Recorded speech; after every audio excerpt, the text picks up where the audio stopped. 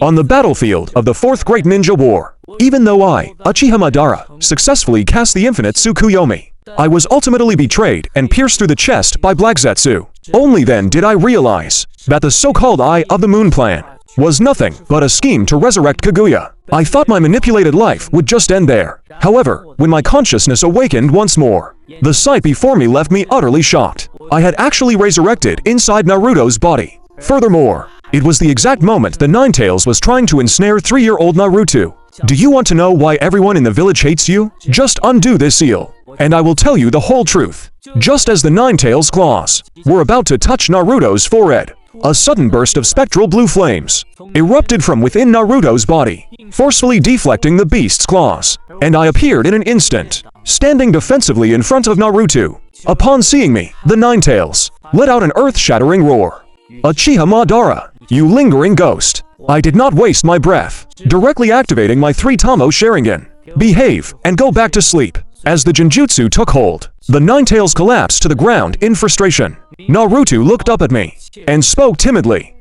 Who are you? Are you my dad? I looked down at the brat. Is there something wrong with your eyes? I am not your father. Grandpa Third said. Dad is a hero who defeated the Ninetales monster. My mouth twitched unnaturally. This brat's imagination is way too wild.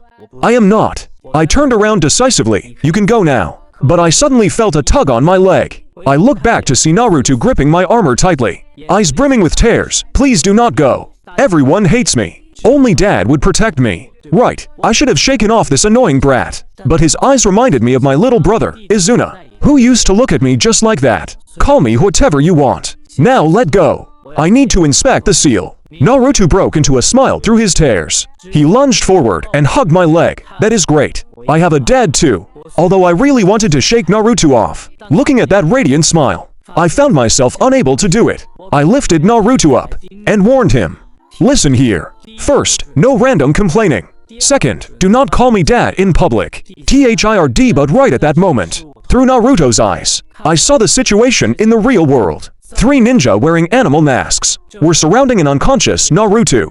I sneered, then set Naruto down. Trouble is here. Someone noticed the seal loosening. Before Naruto could react, I gave him a push. Wake up, kid.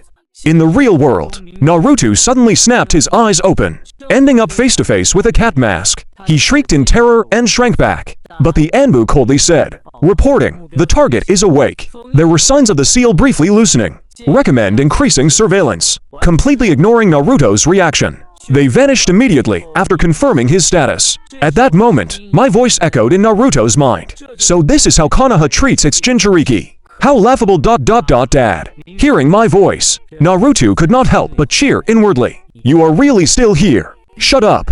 I am going to sleep. Remember, do not expose my existence. Otherwise ... Otherwise Dad will disappear. Right. Naruto suddenly sounded downcast. I will keep the secret. I remained silent for a moment and did not reject the title. But right before falling into a deep slumber, a blurry thought crossed my mind. Why does this brat's chakra feel like Hashirama's? Early the next morning, Naruto woke up in his bed. It was a rare night of sweet, peaceful sleep for him. But just then, the third Hokage pushed the door open and entered. Noticing Naruto's unusually bright smile, did something good happen? Naruto remembered my warning and shook his head. It is nothing. I just had a good dream. The third Hokage looked at him thoughtfully and suddenly said, last night, I sensed an abnormal wave of chakra fluctuating around here. Naruto subconsciously blurted out, my dad protected me. He regretted the words the moment they left his mouth. But strangely, the third Hokage did not press the issue. He merely patted Naruto's head. Is that so? That is wonderful. After going over a few things, the third Hokage left his living expenses and departed. Naruto subconsciously whispered, Dad. My impatient snort immediately echoed in his mind. Why are you making such a racket so early in the morning? Naruto grinned, picked up the living expenses left by the third Hokage, and happily announced that he was going to buy milk today. Iruka-sensei said drinking a lot of milk will make me grow taller. However, as soon as Naruto arrived at the grocery store, the female owner swung a broom and struck him on the back. Get out, I still have not settled the score for the soy sauce you stole last time. Naruto shielded his head. I did not steal it. That was Grandpa Third ... Liar. The broom struck heavily against Naruto's knees. He stumbled and fell out the door. Passing villagers erupted into mocking laughter. I took all of this in. my hands clenching into fists unconsciously. I had seen my clansmen die by senju blades. I had also seen children murdered by enemy ninjas. But the maliciousness unfolding before my eyes, like a dull knife slowly sawing at flesh, filled me with an unprecedented fury. And it was directed at an unarmed child, no less. Kill them. My voice was as cold as ice. A single fire release would, it's fine. Naruto suddenly shouted out loud. I couldn't tell if he was trying to comfort me or himself. Acting as if nothing had happened, he bowed to the proprietress. I'm sorry. Sorry for intruding. I stared at the brat in shock. What shocked me even more was that Naruto was still smiling as he turned around. The old grandpa a block away will sell me milk, even though it's a bit more expensive. I recalled my original intention when I founded Konoha with Hashirama. Wasn't it to ensure that children would no longer suffer? The brat before me was clearly born in an era of peace, yet the suffering he endured was no less than that of children in the Warring States period. At dusk, Naruto sat on a swing, taking small sips of his milk. Everything that happened today made me realize that his status as the Nine-Tails Jinchuriki brought Naruto not only loneliness, but a slow, agonizing death. And yet, this brat actually still managed to smile foolishly at the setting sun. I suddenly spoke up. Listen. Starting tonight, I'm going to teach you a few things. Naruto's eyes lit up. Really? Is Dad going to teach me ninjutsu? Like the ones used by the faces on the Hokage rock? Shut up and listen. What I am teaching you is not some child's play ninjutsu, but how to survive amidst malice. The survival methods of a ninja from the Warring States era. Moonlight spilled across the abandoned training ground. My translucent spirit appeared before Naruto. First, remember 3 ironclad rules. Rule number 1. Always assume everyone is an enemy. Rule number 2. All food must be tested for poison. Rule number 3. Always keep a fraction of your mind awake while sleeping. Naruto nodded, only half understanding. He suddenly let out a sneeze. I looked at the little being's frail frame, and abruptly changed my mind. Tonight, I'll teach you the absolute basics.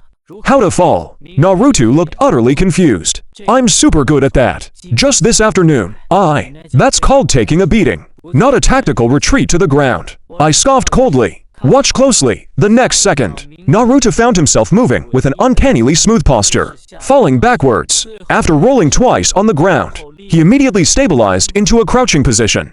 What is this? Naruto stared at his own hands in amazement. The Uchiha-style breakfall technique. My voice carried a hint of pride. It can keep you completely uninjured, even if you fall from 10 meters high. For the next 2 hours, Naruto continuously practiced falling and rolling. His clothes became covered in dirt, but his smile only grew brighter and brighter. Dad is so amazing. Naruto cheered. This way, it won't hurt anymore when I get pushed down. My expression froze. I had meant to teach him how to minimize damage when facing an enemy. But all this brat thought about was, tomorrow, I will teach you how to identify poisons. I said abruptly, go back and sleep now. On the way back to the orphanage, Naruto limped, yet he was incredibly happy. As he passed by a brightly lit shop, he suddenly stopped in his tracks. The glass window reflected a peculiar image. Behind the blonde boy drifted a pale blue spiritual entity. Naruto sneakily reached out, trying to grab the hem of my clothes, but his hand passed right through the translucent chakra. Does Dad get cold too? Naruto asked out of the blue. I, staring at this brat, bruised and battered yet still worrying about me. For the first time, toward this absurd father-son relationship, I felt a strange flicker of emotion. Idiot, walk faster. It's going to rain. Meanwhile, deep within the seal, the Nine-Tails opened a single eye, watching all of this thoughtfully. The next day arrived. I directed Naruto into a forest, preparing to teach him the knowledge of identifying toxic substances. Along the way, every time Naruto picked up a mushroom, I would explain whether it was edible, and if poisonous, what kind of damage it would cause to the body. Naruto pointed to a round, white berry nearby. Dad, what about this one? Seeing it, I immediately felt a sense of dread. Stay away from it, that's widow's tear. Just touching it will cause your skin to rot. Before I could finish my explanation, the very next second, an elderly voice rang out from behind Naruto. Naruto turned around to look, only to see Sarutobi standing behind him, having appeared out of nowhere. Sarutobi's gaze swept over the colorful array of fungi, and he asked with a face full of confusion, Naruto, who taught you how to identify all of these? Simultaneously, I spoke to Naruto within his mind. Naruto, tell him right now that it was information left behind within the seal by the 4th Hokage, so that you would have the means to protect yourself. After Naruto parroted my words to Sarutobi, Sarutobi was visibly startled by the answer. Naruto was still just a child, and unlikely to lie about such a thing. Could it really be some contingency left behind by Minato? After pondering it over, the third Hokage finally patted Naruto's little head. Even if... the fourth Hokage left you some survival knowledge. Interacting with these things without proper guidance... is still very dangerous. Hearing this, Naruto lowered his head, his face full of grievance, and muttered a soft apology. Those words felt like a kunai, piercing straight into Sarutobi's heart. He had always felt deeply guilty toward Naruto. As the son of a hero, his identity had to be strictly sealed away. He couldn't even inherit his father's surname. Even though Sarutobi provided him with food, clothing, and shelter, the villagers absolutely refused to accept Naruto's existence. Sarutobi remained silent for a long time, and finally let out a heavy sigh. If you want to learn these things in the future, you can come find me. Saying this, Hiruzen turned around and prepared to leave. Before glancing back one last time, hopefully, I am just overthinking this. Once the third Hokage's back completely disappeared from sight, Naruto instantly deflated like a punctured balloon and slumped onto the ground, dead. That scared me to death. At this moment, my chakra surged within the sealed space. That old fox is getting suspicious, but he won't dig too deep for now. However, over the next few days, we will likely be under strict surveillance. It seems we must tread carefully. Night fell. After Naruto went to sleep, the Ninetales voice echoed in my mind. Madara Uchiha, let's talk. The next moment, my figure appeared inside the sealed space. Beast, you dare address me by my full name? Are you courting death? The Ninetales shot me an impatient glare. At a time like this, you still cling to your arrogance. You know full well that everything happening right now is far from normal. You are a wraith from the Warring States period. Why would you appear inside this brat's body? Have you never considered that someone orchestrated this on purpose? I let my own doubts show on my face. What exactly are you trying to say? Get straight to the point. The Ninetales let out a heavy sigh. The Sage of Six Paths. Only that old man has the power to interfere with the cycle of souls. And I simply want to know what exactly that old man is plotting. That is why I sought you out for a partnership. You teach the brat how to survive, and I will provide the chakra. I remained silent for a long time. I had to admit the Ninetales made sense. After all, my rebirth within Naruto's body is simply too absurd. In the entire ninja world, the only one capable of such a feat is likely the Sage of Six Paths. Finally, I looked up and said to the Ninetales, remember, Beast, this is only temporary. Partnership.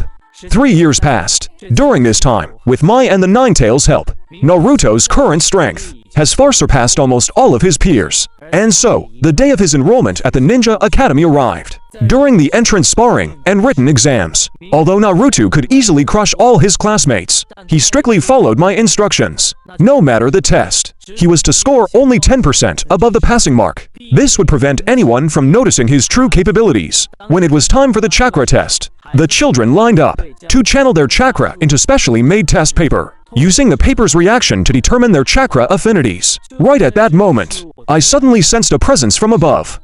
Naruto. Following my senses, he looked over and saw Kakashi reading Icha Paradise, leaning against a nearby tree. However, his single exposed eye was clearly fixed on the testing grounds. Naruto instantly recognized Kakashi. Dad, that's the Ando captain who's been spying on me. My chakra steadily calmed Naruto's emotions, as I continuously reassured him.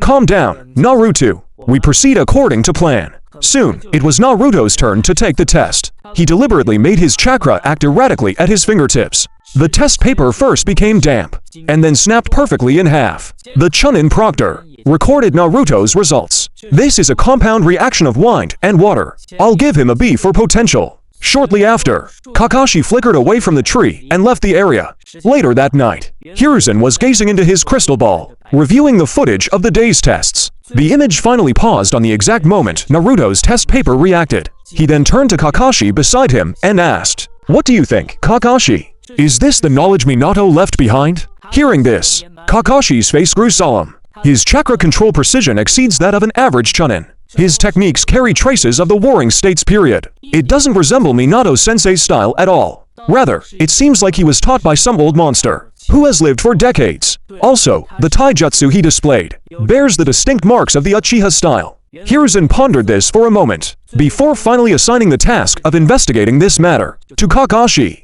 Understood. I would also like to meet Naruto's mysterious teacher. With those words, Kakashi vanished from the spot. The next day, Iruka, who was in the middle of teaching his class, was interrupted by Kakashi's sudden appearance. After the two exchanged a few whispered words, Iruka shifted his gaze toward Naruto. Naruto, temporary assignment. Senior Kakashi is going to give you special guidance. Soon after, Kakashi led us into the woods. He then pulled two bells from his pocket. Naruto, if you can take these bells from me, before dinner time, I will treat you to Ichiraku ramen.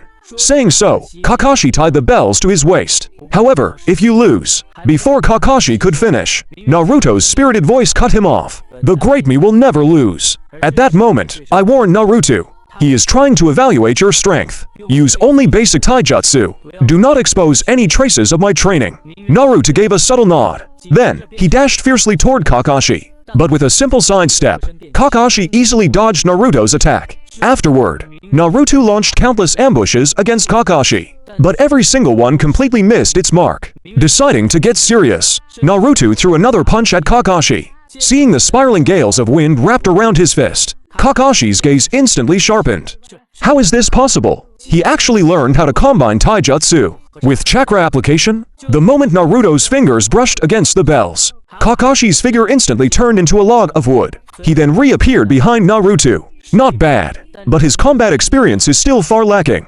Dinner time arrived. Naruto ultimately failed to snatch the bells. He sat on the ground, exhausted, looking completely miserable. Meanwhile, Kakashi's figure had long since disappeared. Inside the Hokage's office, Kakashi was reporting to Hiruzen about today, detailing everything he had discovered. Lord Third, the ninjutsu Naruto used, seems to incorporate the essence of some ancient school. Furthermore, his chakra control precision is completely unlike a genin's level. The third took out his pipe and took a drag. Then who do you think is guiding him? Kakashi shook his head. I am not sure either, but I feel that person is likely no weaker than you. Night fell. Naruto had long since fallen asleep.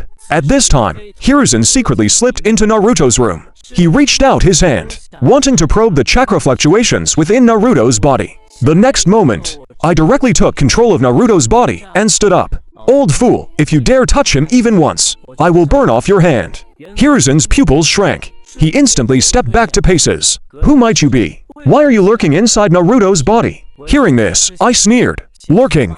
I haven't done anything out of line. It is you, on the other hand, as the Hokage, sneaking into a child's home in the middle of the night. Hiruzen remained silent for a moment, before slowly speaking. That is because I am uncertain whether you, the entity inside Naruto, will pose a threat to him. That is why I came to investigate. The next moment, Naruto's eyelids fluttered slightly. Immediately after, a pair of crimson Sharingan manifested on his face. Hiruzen's heart suddenly tightened. Has Naruto's body actually been taken over by an Uchiha? Seeing Hiruzen like this, I revealed an arrogant smile. Don't be nervous, brat. You only need to know that I harbor no ill will toward Naruto, and I have absolutely no interest in your Konoha. Hearing this, Hiruzen fell deep into thought. Although the guy in front of him was very mysterious, he had also secretly guided Naruto's progress. Furthermore, despite his harsh tone, he seemed very protective of Naruto. Having hidden for so many years, choosing to reveal himself this time was likely out of fear that my rash investigation would end up hurting Naruto. Thinking of this, although Hiruzen was temporarily relieved, he didn't forget to issue a warning to me. Then I will trust you this once. But if there ever comes a day when your existence threatens Naruto or Konoha, before he could finish his sentence, a terrifying pressure instantly erupted from Naruto's body. The intense chakra made even Hiruzen tremble subconsciously. Save it, brat. If I truly wanted to harm anyone, I could easily turn them into a corpse. The third stared at me with a deadly serious expression, and finally nodded. Then I will leave Naruto in your care. With that said, he turned and left. The next day arrived. After Naruto finished school, I brought him into the woods and began his training. Right at that moment, I suddenly sensed a familiar chakra. It belonged to a fellow member of the Uchiha clan, and they were engaged in a fierce battle. With that said, I asked Naruto for control of his body and dashed toward the direction where I sensed the chakra. At this time, Danzo was leading Root in a battle against Shisui. After a brief clash, Danzo lunged forward, reaching out violently for Shisui's eye. However, in the very next second, he was sent flying by a kick from the Naruto I controlled. Shimura Danzo. Naruto slowly opened his mouth at this moment, but the voice that came out was the deep timbre of an adult man. That little brat, who used to follow Tobirama around, is now acting in such a sickening manner? Hearing this, Danzo's body instantly trembled. He would not forget this voice even if he died. It belonged to Uchiha Madara. Although Danzo was panicking right now, he ultimately forced himself to calm down. No matter who you are, impersonating a dead man is utterly foolish. The corners of my mouth curled into an arrogant smirk. It has been decades. You piece of trash. Can you not even recognize my voice anymore? The next moment, chakra erupted from my entire body. Seeing this, Danzo's expression changed drastically. He could feel it. The chakra fluctuations unique to that man. However, even if it truly was Uchiha Madara, so what? Right now, he is merely a remnant soul possessing someone else's body. Rationality quickly suppressed his shock. Thinking of this, Danzo ordered coldly, "Kill him. The Jinchuriki has lost control. Execute him on the spot." The next second, the root ninjas instantly lunged forward. I truly hadn't expected that someone would still dare to attack after hearing my name. Even the 5 Kage of my era wouldn't have dared. The next moment, my hands formed hand seals, directly unleashing a majestic destroyer flame. Facing such a massive sea of fire, those root ninjas simultaneously formed hand seals, hurriedly casting water encampment wall to block it. The instant the fire and water collided, steam immediately spread across the entire battlefield. Meanwhile, I activated the Sharingan, and relying on its advantage, wiped out all the root ninjas in an instant. 6 corpses collapsed to the ground almost simultaneously. From start to finish, the entire exchange took no more than 5 seconds. In the very next second, I appeared right in front of the fleeing Danzo. Did you think you could escape?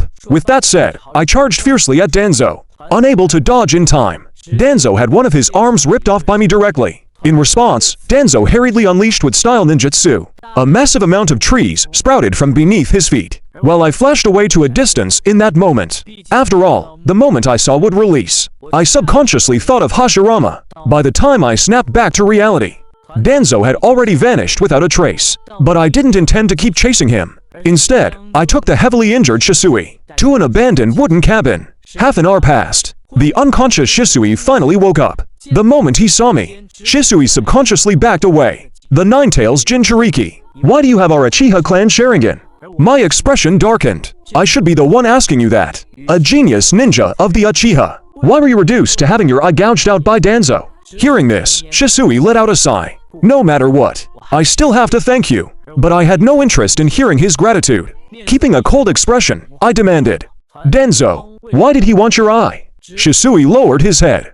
"Because I wanted to use my eye's ocular prowess to stop the Uchiha clan's coup d'etat."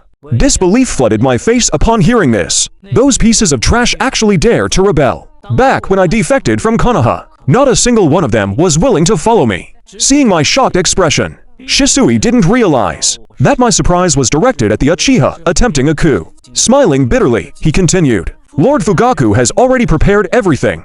They will make their move in 3 days. I had planned to use Koto Amatsuki to change his mind. But Danzo..."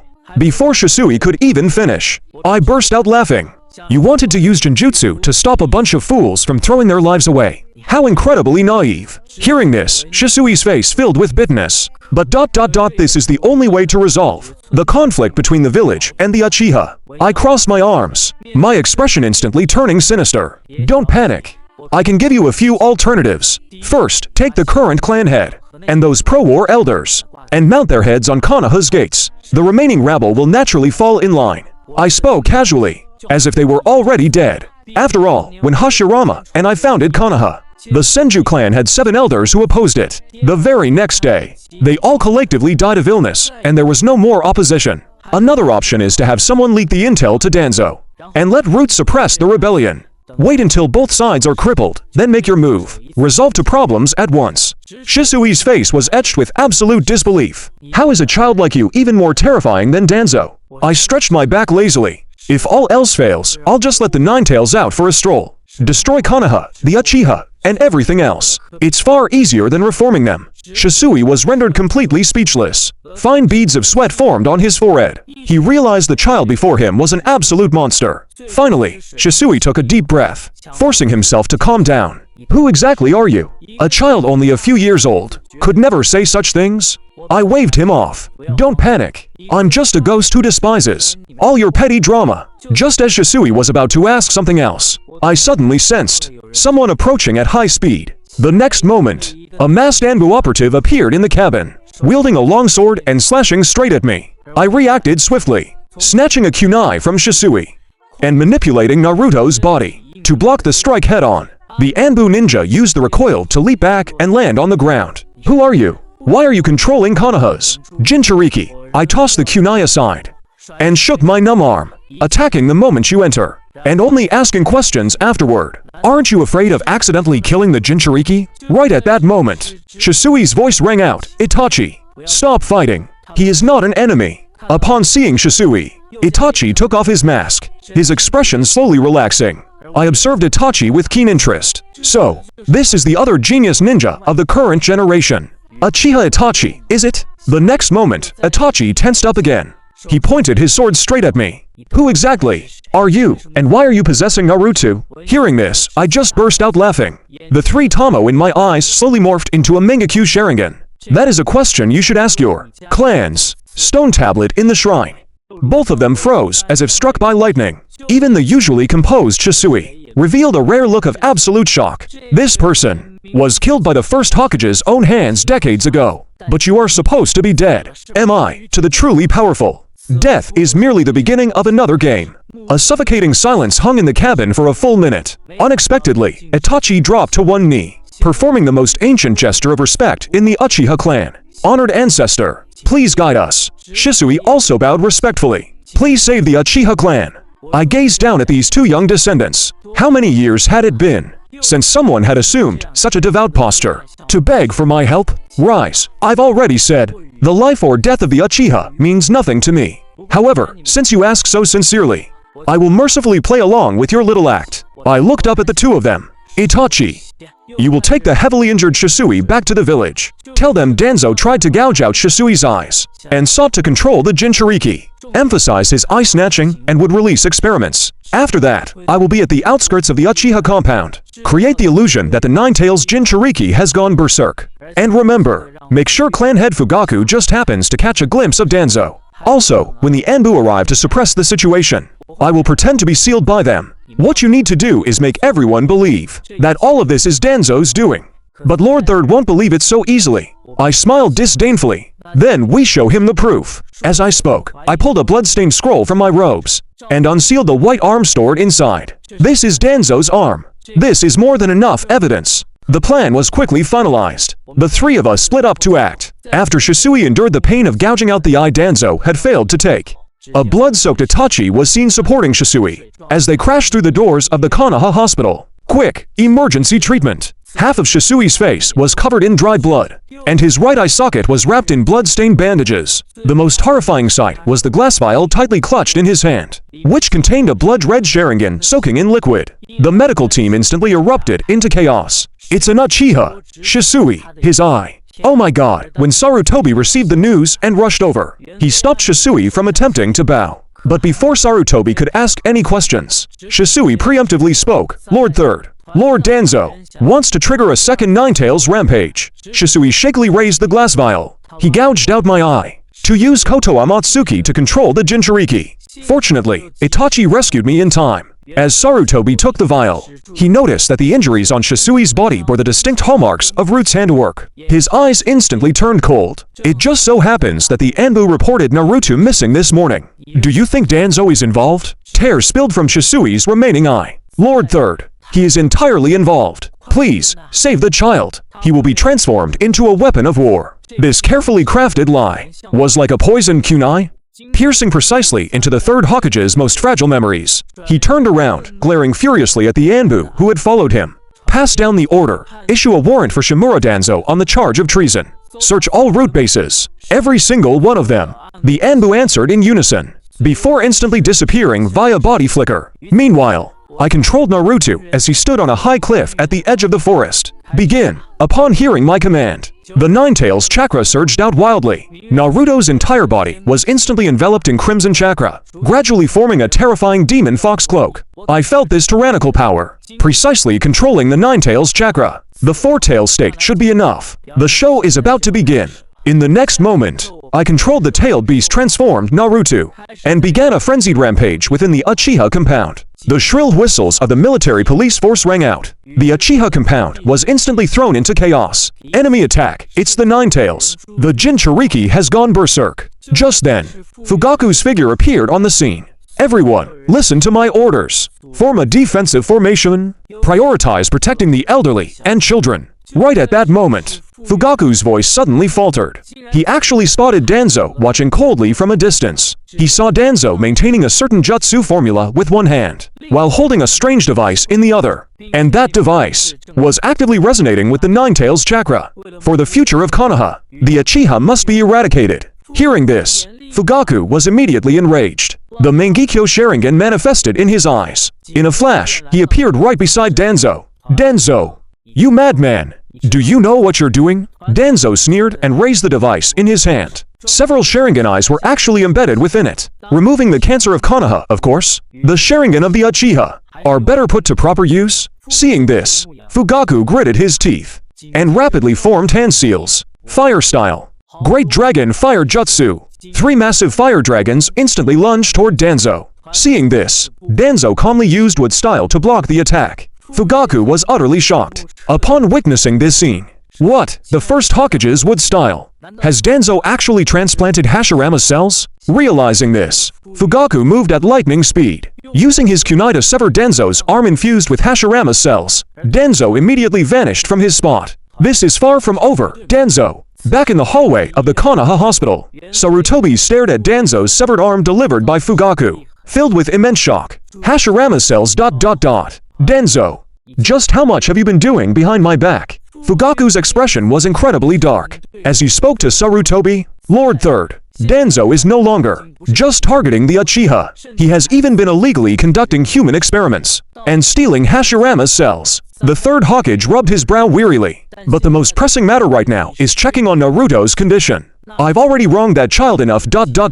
Just at that moment, a medical ninja rushed over to Sarutobi. Lord Hokage, the examination results show that there are no signs of Naruto being controlled. Sarutobi and Fugaku exchanged a confused glance. He wasn't controlled. Then why did the Ninetales go berserk? Could it really be that Danzo has mastered some method to control the Ninetales? Night fell. Sarutobi sat exhaustedly in the Hokage's office, muttering softly to himself. Minato, I have failed you once again. His mind wandered back to the moment before Minato's death, when he entrusted Naruto to his care. But now ... Yet, due to the suspicions and conspiracies of the higher-ups, Naruto was once again dragged into a dangerous vortex. At this thought, Sarutobi slammed his fist onto the office desk. Danzo, it seems I have been far too lenient with you. This time, I absolutely will not compromise with you anymore. The next day arrived. At the Konoha high-level council meeting, the air had completely frozen. At Sarutobi's command, an Anbu operative placed Danzo's severed arm onto the table. This arm was given to me by Fugaku Uchiha. According to the medical team's analysis, this arm contains Lord Hashirama cells. Danzo froze upon hearing this. That severed arm was clearly in the hands of that Ninetales brat. How did it suddenly end up in Fugaku's possession?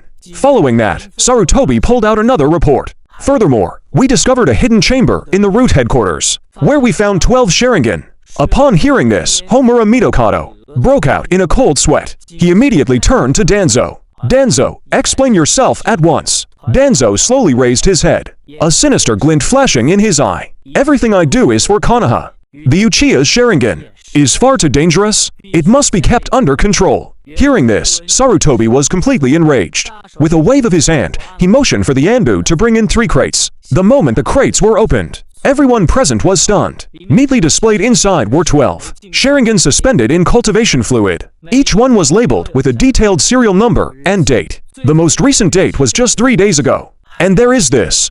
As he spoke, Sarutobi slammed a yellowed notebook onto the table. Written on it were the words, Ninetales Jinchuriki Control Project. Danzo, just how far are you willing to go? Not only the Uchiha, but you will not even spare the 4th orphan. Seeing this, Danzo merely let out a cold sneer. Hiruzen, you have grown old, indecisive, and soft. In your hands, Konoha will sooner or later be destroyed. Sarutobi shouted sternly in response. So this is your justification? All just to become Hokage? Hearing this, Danzo suddenly burst into laughter. He then tore the bandages off his face, revealing a crimson Sharingan.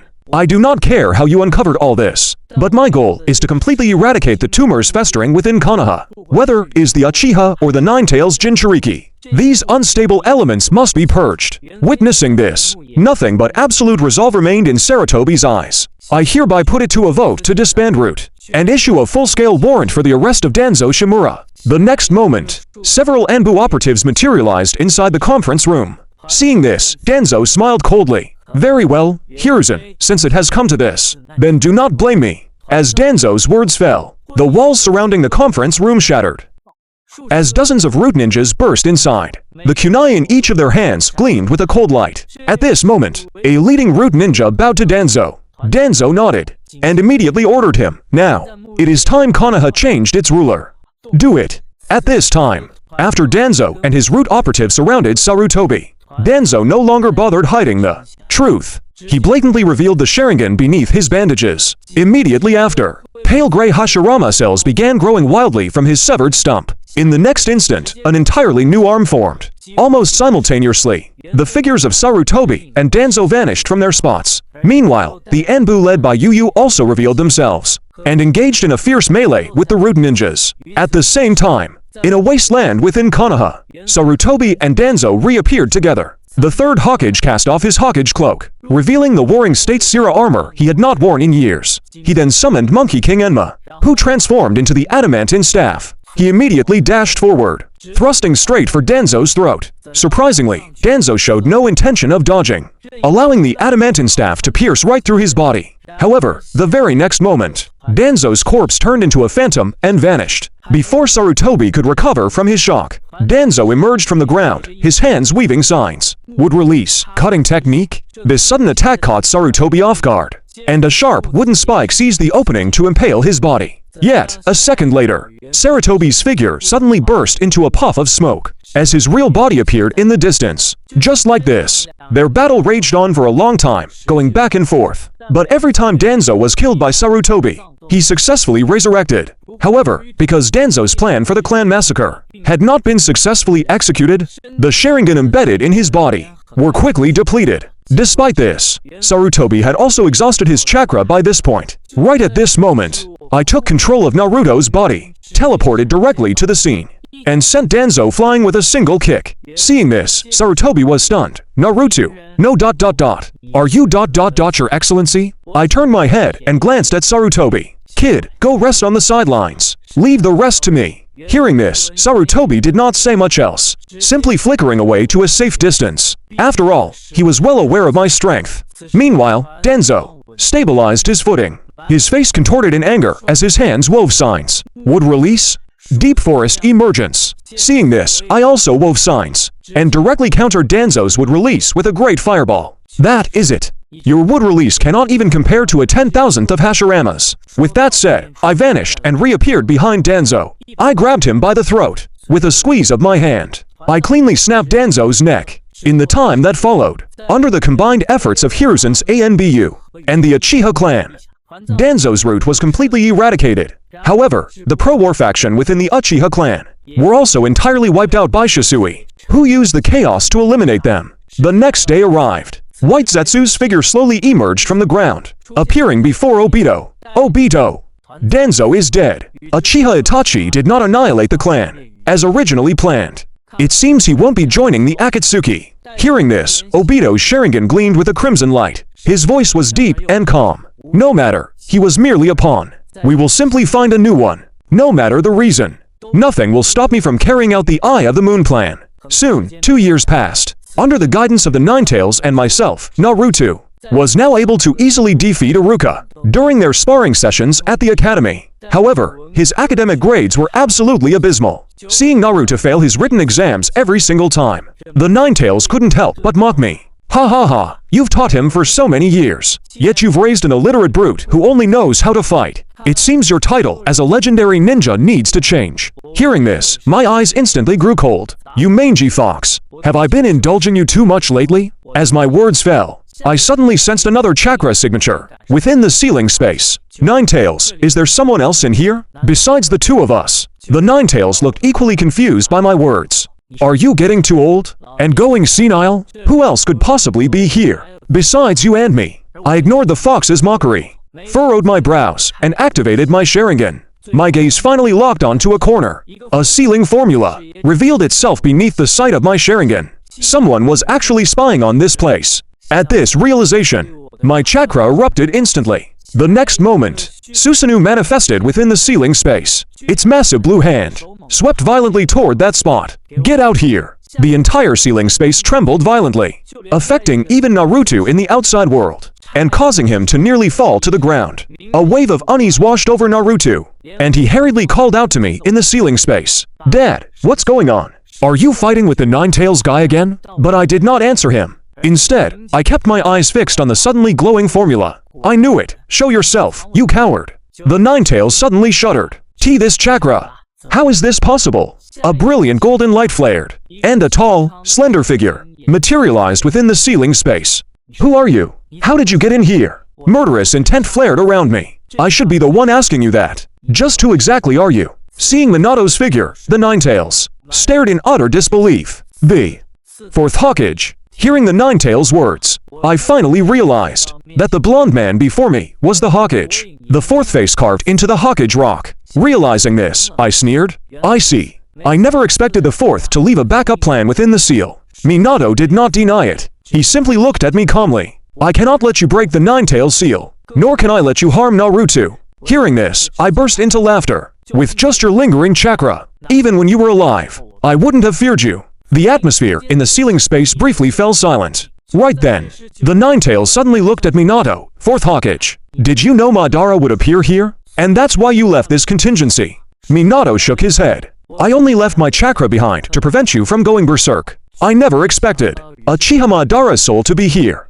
Minato then shifted his gaze back to me. Uchiha Madara. Although I do not know why you are inside Naruto's body. If you dare to harm him.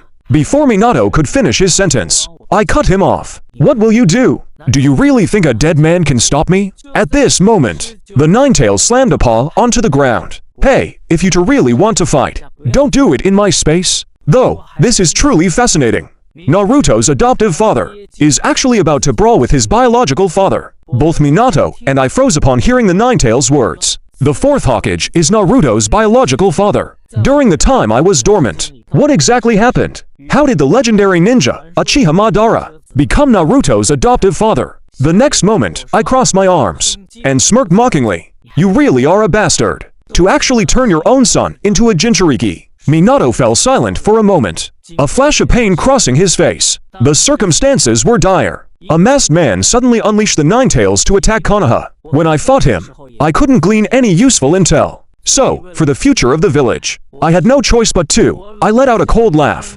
interrupting Minato. So you had no choice but to sacrifice your own son? What a great Hokage you are. Just then, the Nine-Tails interrupted the tense atmosphere. Seriously, how long are you two going to bicker? What's the point of talking about this now? At this moment, Minato suddenly sensed that the Nine-Tails' hatred had diminished significantly. After pondering for a moment, he seemed to understand what was going on. Then he smiled at the Nine-Tails. Nine-Tails, thank you for taking care of Naruto. The Nine-Tails glanced at Minato. Who took care of him? That brat is annoying to death all day. I just couldn't be bothered with him. Madara, however, took pretty good care of Naruto. Hearing this, Minato froze for a moment. Then he bowed to me. Mr. Madara, thank you. Seeing this, I turned my head away. Don't flatter yourself. I was just bored. After a brief silence, I scanned Minato with a face full of doubt. Fourth Hokage, how long can your chakra last? After Minato felt his own condition, he immediately revealed a bitter smile. If it doesn't get replenished, it probably won't last much longer. Right at this moment, the Nine-Tails let out a cold snort, and suddenly tossed out a streak of red chakra, wrapping it around Minato. Take it, don't disappear again. Otherwise that brat will start crying again. Before Minato could express his gratitude to the Nine-Tails, I suddenly realized something. Then I crossed my arms and looked at Minato. Since you are a Hokage, you should be very good at teaching people right. Even though your son is very strong under my guidance, his academic classes are absolutely terrible. From now on you will teach him. Time arrived at the next day. Naruto was woken up by me early in the morning. Get up, brat. If you don't get up, I will increase your training intensity. As my words fell, Naruto bounced right out of bed, terrified of being exhausted to death again today. Seeing this scene, the Nine-Tails couldn't help but laugh out loud. Naruto rubbed his eyes, Uncle Ninetails, could you please stop laughing? Right at this moment, a third voice rang out, gentle yet carrying a hint of trembling. Naruto. This voice made Naruto shudder. His eyes unconsciously grew hot. Who is calling me? Inside the sealed space at this moment, Minato looked at Naruto outside, his lips trembling slightly. Naruto. I am. Before Minato could finish speaking, I interrupted him. He is your biological father. Hearing this, Naruto's mind instantly went blank. He sat blankly on the bed. What biological father? At this moment, Minato's gentle voice rang out again. Yes, Naruto, I am your father. And I also spoke up to confirm Minato's words to Naruto. Hearing this, Naruto, tears immediately welled up. Liar, everyone said my parents died a long time ago. Besides, I already have a dad. Seeing Minato looking completely at a loss, the Ninetails and I also activated our talk no jutsu mode, finally getting Naruto to accept his biological father. But before Naruto had time to be happy, my expression suddenly hardened. Brat, your biological father will teach you academic classes from now on. I will still teach you practical combat. Now start your morning training. Naruto leapt up from the bed. Understood, three dads. Hearing this, the Ninetails' head was covered in dark lines. To think he had actually become a dad now too. Time flashed by to graduation. Thanks to Minato's help, Naruto successfully won third place in academics and smoothly graduated from the Ninja Academy, while Naruto, Sasuke, and Sakura were assigned to Kakashi's Team 7. After Kakashi instructed the three of them not to eat and to arrive at the third training ground on time tomorrow, he vanished from the spot. After Naruto returned home, he hurriedly appeared in the sealed space and asked us, "Dear dads, what should I do? Kakashi-sensei has trained me before. I really can't do anything against him." Minato ruffled Naruto's hair. Kakashi is a gentle child, although a bit rigid, but he won't hurt you. Rest assured. The Ninetails gently patted Naruto's back at this time. It's fine, brat. Just use my chakra for tomorrow's test. Directly blast that white-haired guy away with a tailed beast bomb. Hearing the Ninetails' words, Naruto shook his head. I don't want to. Pops Madara told me. Constantly accepting help from others won't let you grow. Hearing this, the Ninetails glanced at me. Old man Madara, there's ready-made power, why not? Let Naruto use it, your old man mindset. And I also looked at the Ninetails with a face full of anger. You mutt fox, are you asking for a beating? Seeing this scene, Minato seemed accustomed to it, standing to the side, watching the Ninetails and me argue with a smile. Looking at the scene before him, Naruto couldn't help but laugh out loud. The fear of Kakashi in his heart had already vanished. No matter what happens tomorrow, since I have my three dads, I'm not afraid of anything. Time arrived at dawn the next day. Naruto arrived early at the third training ground. Unexpectedly, Sasuke had already arrived here. Shortly after, Sakura also arrived on time. Just like that, the three of them began their waiting journey. A long time passed. Kakashi finally strolled leisurely to the training ground. Sorry. I actually got lost on the way here today. Facing the contemptuous gazes of the three kids, Kakashi scratched his head awkwardly. Then he pulled two bells out of his pocket. Today's test is very simple. You need to take these bells from me before noon. There are only 2 bells. Those who can't get one won't get any lunch. Time quickly reached noon. Due to Naruto's current strength, they were much stronger than in the original storyline.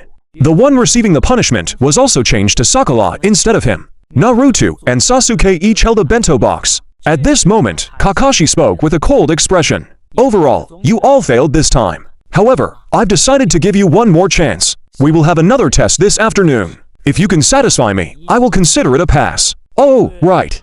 You are not allowed to give Sakura any food. Otherwise, all of you will fail. With that said, Kakashi's figure disappeared. After confirming that Kakashi had truly left, Naruto scooped up a mouthful of rice and offered it to Sakura. Sakura, don't worry about what Kakashi-sensei said. Eat something first. Seeing this, Sakura's eyes suddenly reddened. I'm sorry, Naruto. Sasuke ... I held you guys back. However, at that moment, Sasuke also suddenly pushed his bento over. Don't misunderstand, I just don't want to hear your stomach growling.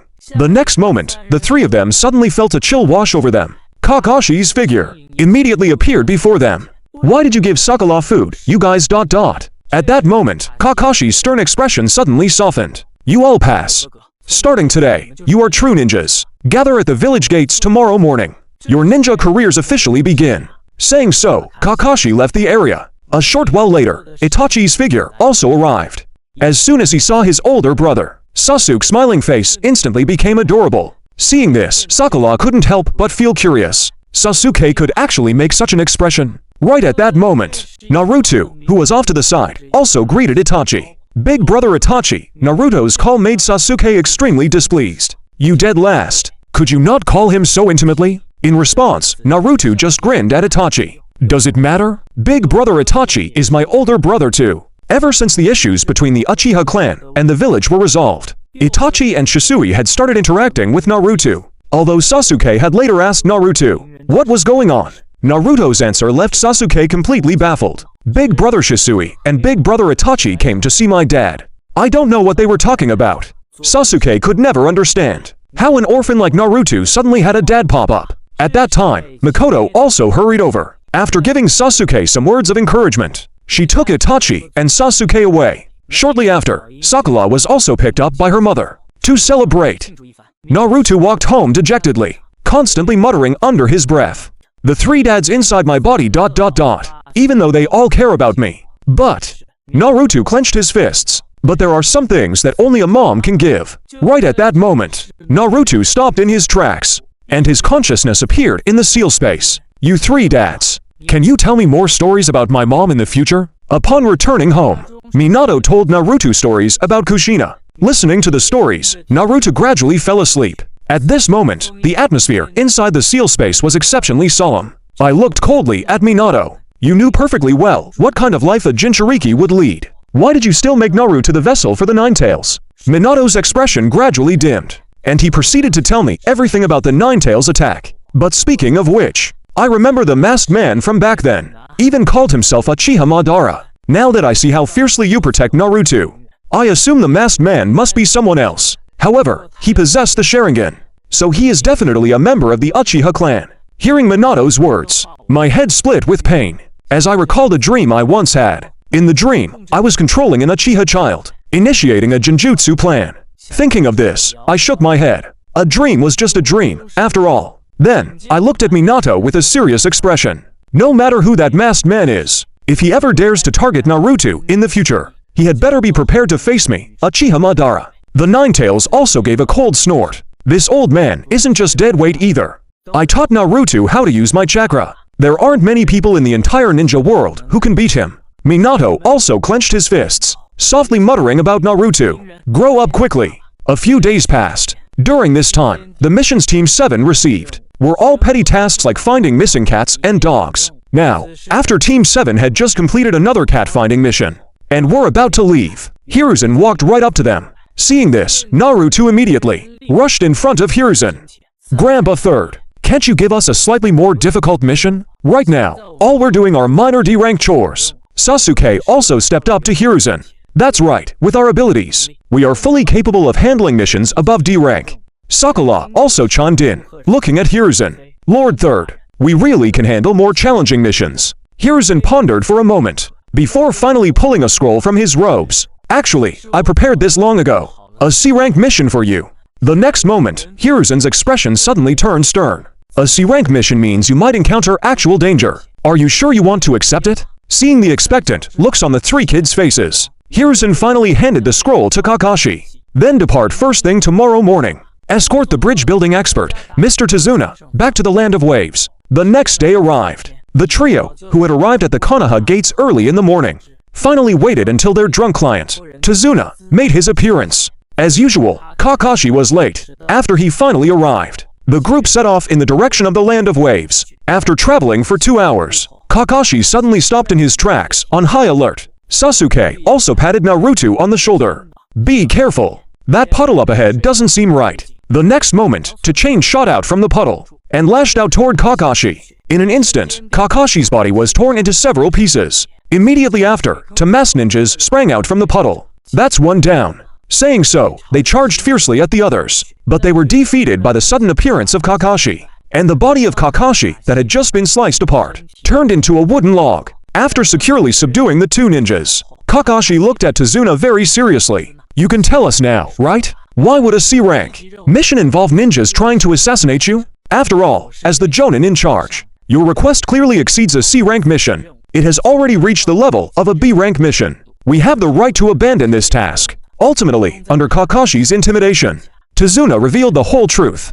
Our land of waves is currently controlled by a man named Gato. He is the boss of a shipping company. On the surface, he runs a legitimate business. But in reality, he controls all of the land of waves maritime transport. He deliberately inflates shipping fees, oppresses the fishermen, and has plunged the entire country into poverty. Even the daimyo has been bought off by Gato. Now, the people of the land of waves struggle just to eat. So we wanted to hire ninjas to protect us, to build a bridge. That way, we can break free from Gato's maritime monopoly. Saying so, Tazuna pulled out a deflated wallet. We truly had no other choice. Gato has already assassinated 3 engineers. I am the last one.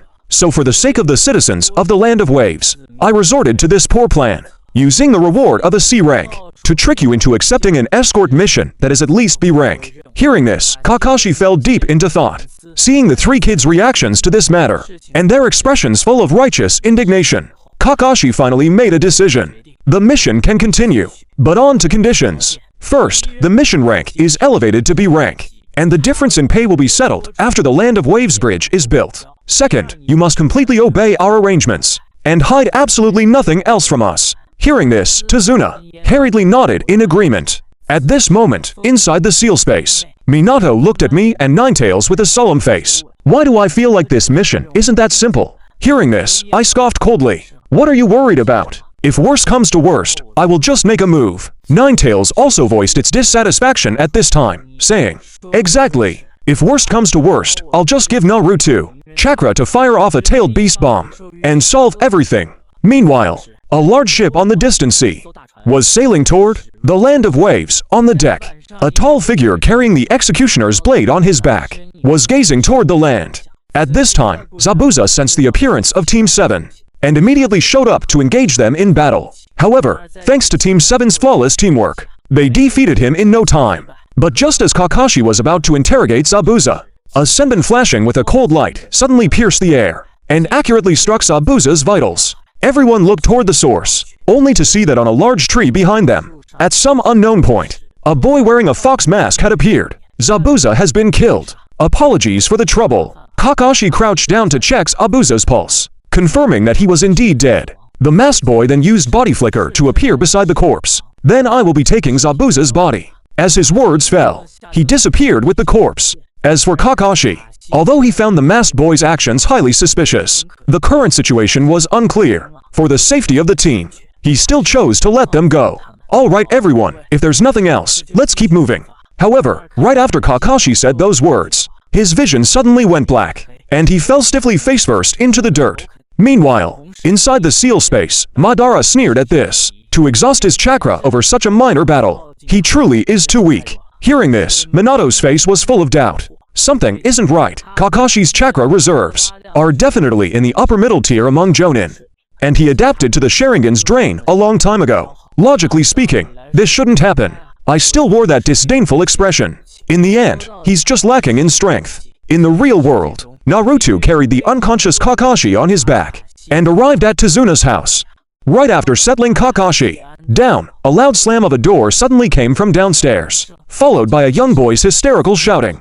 All of this is meaningless. Grandpa, you don't understand at all. Naruto hurried downstairs, only to see a young black-haired boy frantically kicking a table leg. The boy's tears kept falling, his hands tightly gripping a small wooden boat. Dad was so amazing back then. But didn't Gato still murder him in the end? Heroes are nothing but a lie. Hearing the word dad, Tazuna's hand suddenly began to tremble. His pipe clattered to the ground. Dinner proceeded in silence. Inari had locked himself in his room. That was 3 years ago. Tazuna finally broke the silence. Keiza was my son-in-law, the best fisherman in the land of waves. He led the fishermen to resist Gato's monopoly by secretly building fishing boats. Later, Gato hired hidden mist ninjas from the land of water, and Keiza was publicly executed. After witnessing his father's death with his own eyes, Inari never believed in heroes again. Time moved to the next day. After Kakashi woke up, to prepare for Zabuza's inevitable return, he assigned various special training exercises to the 3 kids. Meanwhile, at the rocky reef by the sea, Naruto was dancing with excitement. 3 dads, hurry up and teach me an awesome jutsu. Inside the seal space, I had a rare look of excitement on my face. Listen closely, Naruto. Didn't you want to learn Majestic Destroyer Flame before? Today is the time to teach you. Wait, Minato suddenly interrupted. I think we should teach him the Rasengan first. First, the Rasengan doesn't require hand seals, and its activation speed is fast. Second, it is a pure shape transformation. It can help him build a solid foundation in chakra control. Saying this, Minato gathered a Rasengan in his palm. Seeing such a high-quality chakra sphere, I also reluctantly agreed. A few hours later, Naruto began practicing under Minato's guidance. Soon, in Naruto's palm, a blue chakra sphere slowly appeared, taking form. However, the spinning chakra inside was extremely chaotic, ultimately exploding with a bang. The resulting shockwave knocked Naruto head over heels. I roared within the seal space. The chakra needs to spin, not explode. Minato, on the other hand, patiently demonstrated. Imagine twisting the chakra tightly like a rope, then like this, and finally like that. Right now, you can't even buy a rubber ball in the land of waves. Minato could only teach Naruto using the most primitive method. Although learning it this way was incredibly strenuous, Naruto was never someone who would give up easily. Just like that, 3 days passed. Naruto lay in bed, his hands burning with pain. He merely rolled over, when the Ninetales' impatient voice echoed in his mind. "Brat, your tossing and turning is annoying as hell." Naruto quickly apologized in his mind. "Sorry, Pops Ninetales, my hands hurt so much I can't sleep." "Serves you right, who told you not to listen to old man Madara, insisting on training so recklessly." However, Naruto felt a warm stream of chakra wrap around his hands. The pain immediately eased significantly. "Thanks, Pops Ninetales. No need to thank me. Just be less impulsive in the future." Naruto smiled silently. Just as he was about to close his eyes and sleep, he suddenly heard sobbing coming from the end of the hallway. Naruto walked quietly toward the sound, and found that the crying came from Inari's room. The weeping reminded him of his own past experiences. "Pops," Naruto called out softly in his mind. "Yeah, I hear it. That child lost his father, just like I once did." I stayed silent for a moment. "Go if you want to, with your current identity." Naruto nodded, and slipped through the window into Inari's room. Seeing Naruto suddenly appear, Inari hastily wiped away his tears, his voice laced with anger. "Why are you ... Don't be nervous. I just heard crying and came to check." "I wasn't crying," Inari said stubbornly, but the tremor in his voice betrayed him. "You know, I actually have 3 dads." Hearing this, Inari stared at Naruto like he was looking at an idiot. Naruto narrowed his eyes in thought for a moment. "More accurately, it's 1 Pops, 1 Dad, and 1 Uncle Ninetales." "What nonsense are you talking about?" Inari completely refused to believe such an absurd claim. Naruto scratched his head in embarrassment, and let out his signature goofy smile. "Let me explain them to you one by one. First is my Pops. His name is Uchiha Madara. Although he isn't my biological father, one day he suddenly appeared inside my body. At the time, I foolishly accepted him as my Pops. Even though Pops always keeps a straight face and speaks extremely strictly, he genuinely wants what's best for me. Like today, when I was training the Rasengan, he kept reminding me not to be too impatient. Sadly, I didn't listen to his advice. Then there's my real dad, Minato Namikaze. To protect the village, he sacrificed himself, but his chakra remained within the seal. He is always incredibly gentle, and teaches me many principles of life. He also often tells me stories about my mom." Inari's expression gradually shifted from suspicion to curiosity, even holding a trace of envy. "Finally, there's Uncle Ninetales." Naruto pointed at his own stomach. "He's the nine-tailed demon fox sealed inside my body. Although he has a terrible temper, and yells at me over the slightest thing, he always helps me in crucial moments. Like just now, he even used his chakra to relieve the pain in my hands." "The nine-tailed demon fox." Inari's voice began to tremble. "Isn't that an extremely dangerous entity?" "He used to be, but now we're partners." Even though Uncle Ninetales refuses to admit it, Naruto grinned as he spoke. "This is truly unbelievable," Inari muttered softly. Naruto's eyes suddenly became incredibly serious. "What I want to tell you is, even without blood ties, even if they are just in spirit form, they are still my family. They care for me and guide me. And you have a grandpa who loves you so much, as well as the people of the entire village." Inari's eyes grew red again. "But none of them understand. My dad is dead.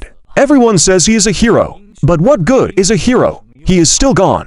Gato still controls the land of waves. We can't change anything." Naruto listened quietly as Inari vented, waiting until he had calmed down a bit, before softly saying, "I understand." Just these few simple words caused Inari to freeze completely. "In the past, I was always bullied in the village, but Pops appeared and told me, there is no shame in crying, but constantly wallowing in pain will only make you more." He said that if I want to change everything, I must become strong enough. So, have you achieved that? I'm still working on it. But at least now, I have people who acknowledge me. Teachers who are willing to guide me. And ... double quotes towards the end of his sentence. Naruto patted his chest. ... 3 nagging fathers. Inari lowered his head. But my dad ... he can never come back. Yeah, he really can't. Naruto rested a hand on Inari's shoulder. But that doesn't mean we have to give up on everything he believed in. Inari finally showed his first smile of the night. Thank you, Naruto. Don't mention it, little bro. Time for bed. I still have special training tomorrow. With that, Naruto agilely vaulted out the window, disappearing into the night.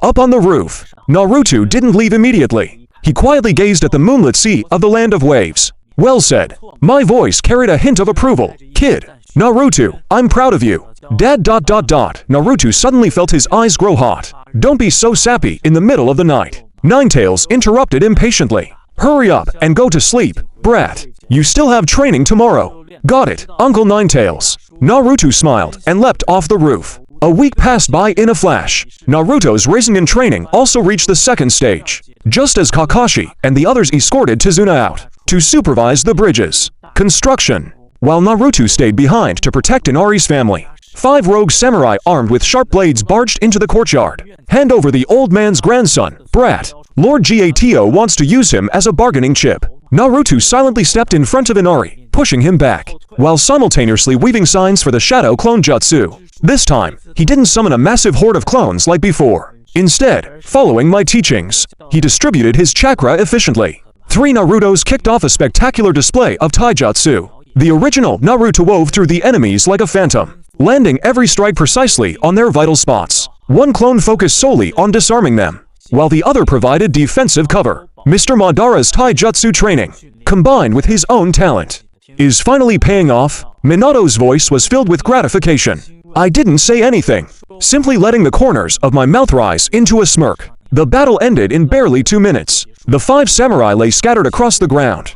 Naruto dispelled his clones without even breaking a sweat. Right at that moment, a loud explosion echoed from the direction of the bridge. Thick mist had already enveloped the area. Naruto's expression grew serious, realizing that Sasuke and the others were already fighting Zabuza. After quickly securing Inari's family, he rushed toward the bridge. The sounds of combat grew clearer. As Naruto sprinted, his 3 fathers reached a rare consensus. If you can't beat them, remember to call us. Naruto was currently moving at top speed, racing toward the rest of Team 7. Suddenly, Minato shouted anxiously from within the seal space. Watch out! Naruto! There's an incredibly powerful chakra up ahead. The next instant, a blade of water slashed right past Naruto. Naruto slammed to a halt. Holy crap, what the hell was that? Seeing this, I instantly realized what it was. That's water release. Water blade strike. Looks like the demon of the hidden mist is clashing with your sensei. Swallowing hard at those words, Naruto immediately drew a shuriken from his pouch. The dense mist had completely swallowed the surroundings. Naruto had to rely entirely on instinct to pinpoint the others' locations. Old man Ninetales, can you sense Kakashi-sensei's location? 200 meters straight ahead. The chakra signatures are highly volatile. They must be in a fierce fight. 80 meters to the right. That Uchiha brat and another. Check. Before Ninetales could finish his sentence, a loud crash echoed from Sasuke's direction. Naruto hesitated for a moment before deciding to support Sasuke. After all, considering Kakashi's strength, Naruto wasn't too worried about him. With that in mind, Naruto immediately dashed over to where Sasuke was. But the scene before him made him freeze. Blood trickled from the corner of Sasuke's mouth, his Sharingan, frantically tracking the enemy's movements. The next second, a youth wearing a hidden mist Anbu mask emerged from a crystal clear ice mirror. With a slight twitch of his fingers, water release, 1,000 flying water needles. The next moment, countless ice needles rained down on Sasuke like a torrential storm. Seeing this, Naruto instinctively formed hand signs for the shadow clone jutsu. 1 clone tackled Sasuke to the ground, while the other brandished a kunai, attempting to deflect the incoming barrage. Although it was instantly pierced and dispersed into a puff of white smoke, it successfully helped Sasuke evade the attack. Seeing Naruto's sudden appearance, Sasuke was utterly shocked. Naruto, how did you? Naruto kept a vigilant eye on the masked youth. Now isn't the time to chat, Sasuke? Sasuke wiped the blood from the corner of his mouth. Be careful, his Keki Genkai allows him to control ice. At this moment, my stern voice echoed in Naruto's ears. Naruto, That's the secret jutsu of the Yuki clan from the Hidden Mist. You must be careful. This isn't an ordinary opponent. Seeing Naruto arrive, the masked youth spoke. And in stark contrast to his ruthless actions, his voice was incredibly gentle. Please, stop resisting. You are not my match. I only need to immobilize you temporarily. Hearing this, Sasuke gritted his teeth in anger. From the very beginning, this masked youth had no intention of hitting his vital spots. This only made Sasuke feel like he was being toyed with. At that thought, Sasuke wove hand signs. Fire release. Great fireball jutsu. Seeing the fireball spew from Sasuke's mouth, the masked youth simply raised his hand, summoning a wall of ice, and effortlessly blocking Sasuke's attack. As the steam dissipated, the masked youth's figure reappeared. Ice-style secret jutsu ice rock dome. The next moment, the bridge surface was completely covered in ice. Here my speed increases threefold, while the cold will make you sluggish. With that said, Haku suddenly appeared right in front of Sasuke, gripping an ice blade. He thrust it towards Sasuke's neck at blinding speed. But at the very last second, it was successfully blocked by Naruto, using an axe. Seeing this, the masked youth leapt back lightly. Your taijutsu is quite unique, but it's far from enough to defeat me. At that moment, Minato's voice rang out. Naruto, his ice style requires moisture from the air. Have Sasuke try using his fire style to evaporate the surrounding water. Hearing this, I immediately voiced my objection.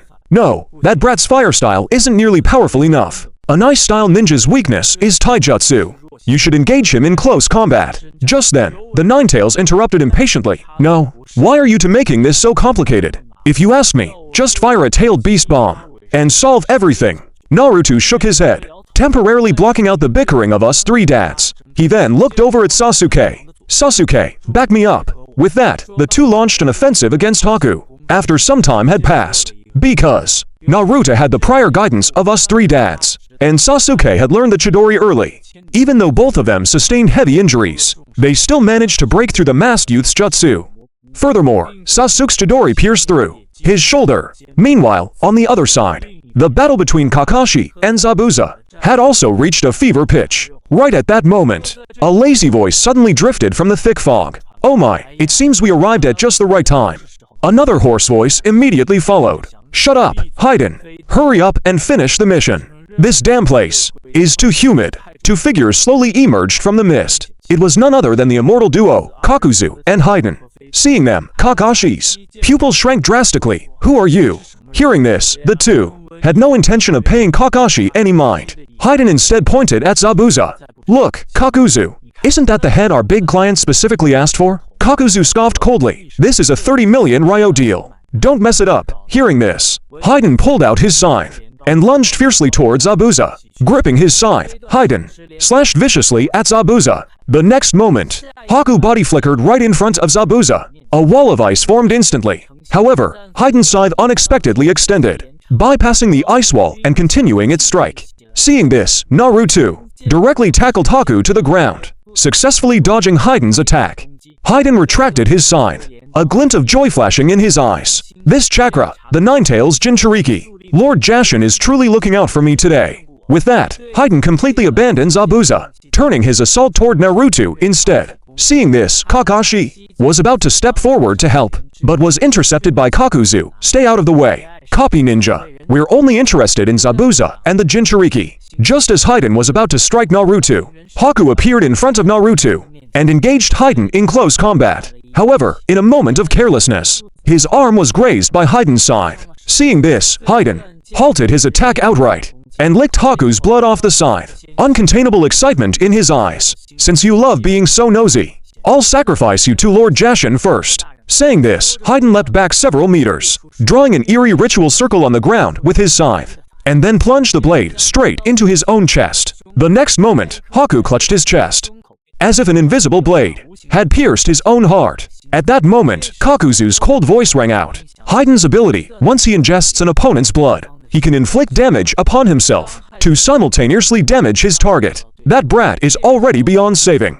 Hearing this, Naruto furiously screamed curses at Haiden. Haiden tilted his head upon hearing this. Don't be so impatient, brat. You're next. As he spoke, Haiden swung the side toward his own neck. Haku's body violently shuddered, and he collapsed weakly to the ground. Time seemed to freeze at that moment. Witnessing this, Naruto fell to his knees unable to believe what was happening before his eyes. Just moments ago, Haku had revealed his true identity to Naruto and Sasuke, and Naruto had learned everything about him. Therefore, seeing Haku die, Naruto's emotions completely shattered. Meanwhile, Zabuza stood frozen in place, entirely at a loss for how to process the scene. Taking advantage of the moment, Kakashi broke free from Kakuzu and arrived in front of Naruto. Naruto, calm down. The battle isn't over yet. At that moment, Kakuzu looked toward Haiden. Mission parameters changed. Haiden, capturing the Ninetales. Jinchuriki takes priority. Hearing this, Haiden nodded. He then walked toward Naruto with his scythe in hand. Don't be so sad, brat. I'll let you reunite with your friend in the underworld. However, the very next moment, a bone-chilling aura of dread forced Haiden to a dead stop. Kakuzu's expression also gradually turned grave. What is this? At this moment, as Naruto knelt on the ground, a bizarre, dark red chakra surfaced around him. Kakashi nervously took a step back. What? Is the Ninetales going berserk? Meanwhile, inside the seal space, the Ninetales was struggling to control its chakra. Damn it. Naruto's negative emotions are too overwhelming. I can't reign in this chakra. Seeing this situation, I jumped onto the Ninetales' head and released my own chakra to assist it. We must control it as best we can, or else this chakra will definitely cause Naruto to go berserk. Minato had also activated the 8 trigram seal formula. I'm adjusting the 8 trigram seal. Ninetales, endure it for a moment. It'll be a little uncomfortable. At the same time, the chakra surrounding Naruto grew denser and denser, eventually forming the silhouette of a massive fox. Seeing this, Haiden and Kakuzu revealed grave expressions. Hey, Kakuzu, this isn't part of the plan. The situation has changed. We are retreating for now. Hearing this, Haiden looked completely unwilling. What? This is the Ninetales. Lord Jashin would definitely love this sacrifice. Hearing this, Kakuzu shot Haiden a cold glance. This is an order. Do you really think you can handle this situation? Haiden clicked his tongue in frustration and took one last look at Naruto. You're lucky, brat, but we'll be seeing each other again soon. However, before the two of them could even move to leave, a chilling voice echoed from within Naruto. Did I say you could leave? The voice carried an immense killing intent. Even Kakuzu, who had lived for 100 years, couldn't help but break into a cold sweat upon hearing it. When Kakuzu and Haiden looked at Naruto again, they saw that the bizarre chakra surrounding him had completely vanished. However, the killing intent radiating from his body was undeniably real. Haiden didn't sense anything unusual and looked at Naruto with utter disdain. Hey, what's wrong with you, brat? It seems I really do need to sacrifice you to Lord Jashin. At that moment, Kakuzu interrupted him. Something is wrong. Haiden, although that bizarre chakra is gone, his aura isn't that of the brat from before at all. Furthermore, this presence is even enough to rival the first Hokage I tried to assassinate back then. At this time, Naruto slowly lifted his lowered head. To think you made Naruto this heartbroken ... It seems you are looking down on me. Since that is the case, then let me, this old father, deal with you too. As those words fell, Naruto slowly closed his eyes. When he opened them again, a 3-Tomo Sharingan had appeared within them. Immediately after, Naruto formed hand seals, creating a shadow clone. However, the chakra radiating from the clone and the main body was completely different. Furthermore, the clone did not have the Sharingan. Kakuzu looked at Naruto cautiously. Who are you? In the next second, 2 distinct voices came from the 2 Narutos, Madara Uchiha, Minato Namikaze. Hearing what Minato and I said, Haiden instantly burst into maniacal laughter. What kind of crazy nonsense are you spouting? You think just making a random clone lets you claim you're Madara Uchiha and Minato Namikaze? They've been dead for ages. You brats ... Before Haiden could finish his sentence, my figure vanished from my spot in an instant. The next second, a searing pain erupted in Haiden's abdomen, and his entire body was sent flying. Kakuzu reacted extremely fast, immediately using Earth Release to harden his body. Even so, he was kicked back over a dozen meters by my strike. After Kakuzu steadied himself, he immediately summoned for black monsters, with different chakra natures from his body. They launched an offensive against me simultaneously. Composite Ninja Art, Flaming Wine Wild Wave. Seeing this, I merely gave a cold smirk, playing with Fire Release in front of me. Interesting. With that thought, my hands formed signs. Fire Release, Great Fire Annihilation. In a flash, the flames I spewed from my mouth engulfed the ninjutsu, the 4 monsters, and Kakuzu, swallowing them all entirely. In an instant, the 4 masked monsters were reduced to ashes on the spot. Although Kakuzu managed to harden his body in time to save his life, he still suffered extensive burns all over. On the other side, Haiden had just steadied himself. The next moment, Minato appeared holding a kunai. Right behind him, enhanced by Minato's flying thunder god. Before Haiden could even get a clear look at Minato, he was pinned to the ground by a kunai. I observed you just now. Since you have an immortal body,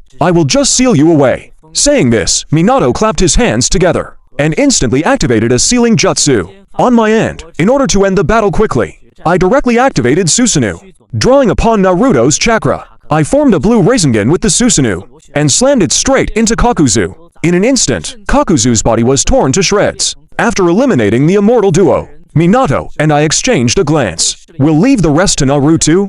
Minato nodded. Immediately after, the two Narutos merged back into one. The real Naruto swayed slightly, and when he saw Haku's corpse, painful memories flooded his mind once again. At this time, Gato arrived with a group of samurai. A despicable sneer plastered across his face. Oh my, it seems I came at a bad time. Akatsuki's immortal duo is nothing special after all. Good thing I only paid the deposit. Gato then noticed Haku's corpse. He kicked Haku's face with his leather shoe.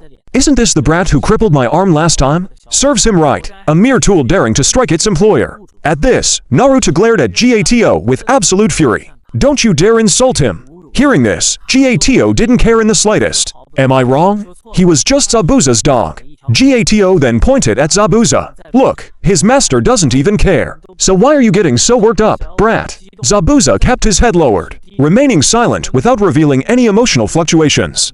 At this moment, Naruto's trembling voice rang out. Why are you so indifferent? Haku respected you so much. You were the most important person in his heart. Yet did you merely treat him as a tool? Moved by Naruto's impassioned words, Zabuza finally dropped his cold and detached facade, asking Naruto for a blade before launching a direct assault on Gato and his men. A short while later, Gato and all of his subordinates were entirely slaughtered by Zabuza. As for Zabuza, covered in wounds, he walked over to Haku's corpse. Ultimately, both of them fell into an eternal slumber. The next day arrived. Team 7 began their journey back. After returning to Konoha and reporting the mission to Lin Fei, Kakashi readily gave the trio 3 days off. When night fell, Naruto had already gone to sleep. At that moment, Shisui's figure suddenly appeared within the seal space. I did not turn around, merely stating calmly, trespassing into another's spiritual world is not a very polite thing to do. Shisui did not reply to my words, but instead dropped to one knee. Lord Ancestor, I have a favor to ask. I slowly turned around, my gaze falling upon Shisui. Speak, what is it? Shisui took a deep breath. I wish to ask for your guidance in mastering the Susanoo. I remained silent for a moment, before finally scoffing coldly. Do you still think that I am the Uchiha clan head from back then? The current me is nothing more than a spirit residing within this child's body? Hearing my words, Shisui did not back down. But you are still the strongest ninja of the Uchiha. Your experience is unmatched by anyone. Furthermore, you once said, that power is only meaningful when wielded by the right person. And I want to use this power to protect the Uchiha. To protect Konoha. Seeing the young man looking at me with such a resolute gaze, my heart eventually softened. Fine. Then I shall give you some pointers. As I spoke, my Mangekyo Sharingan manifested, and Shisui was pulled into a barren wasteland created by my Genjutsu. Then I spoke slowly. The Susanoo is not simply pure power, but rather the physical manifestation of one's will.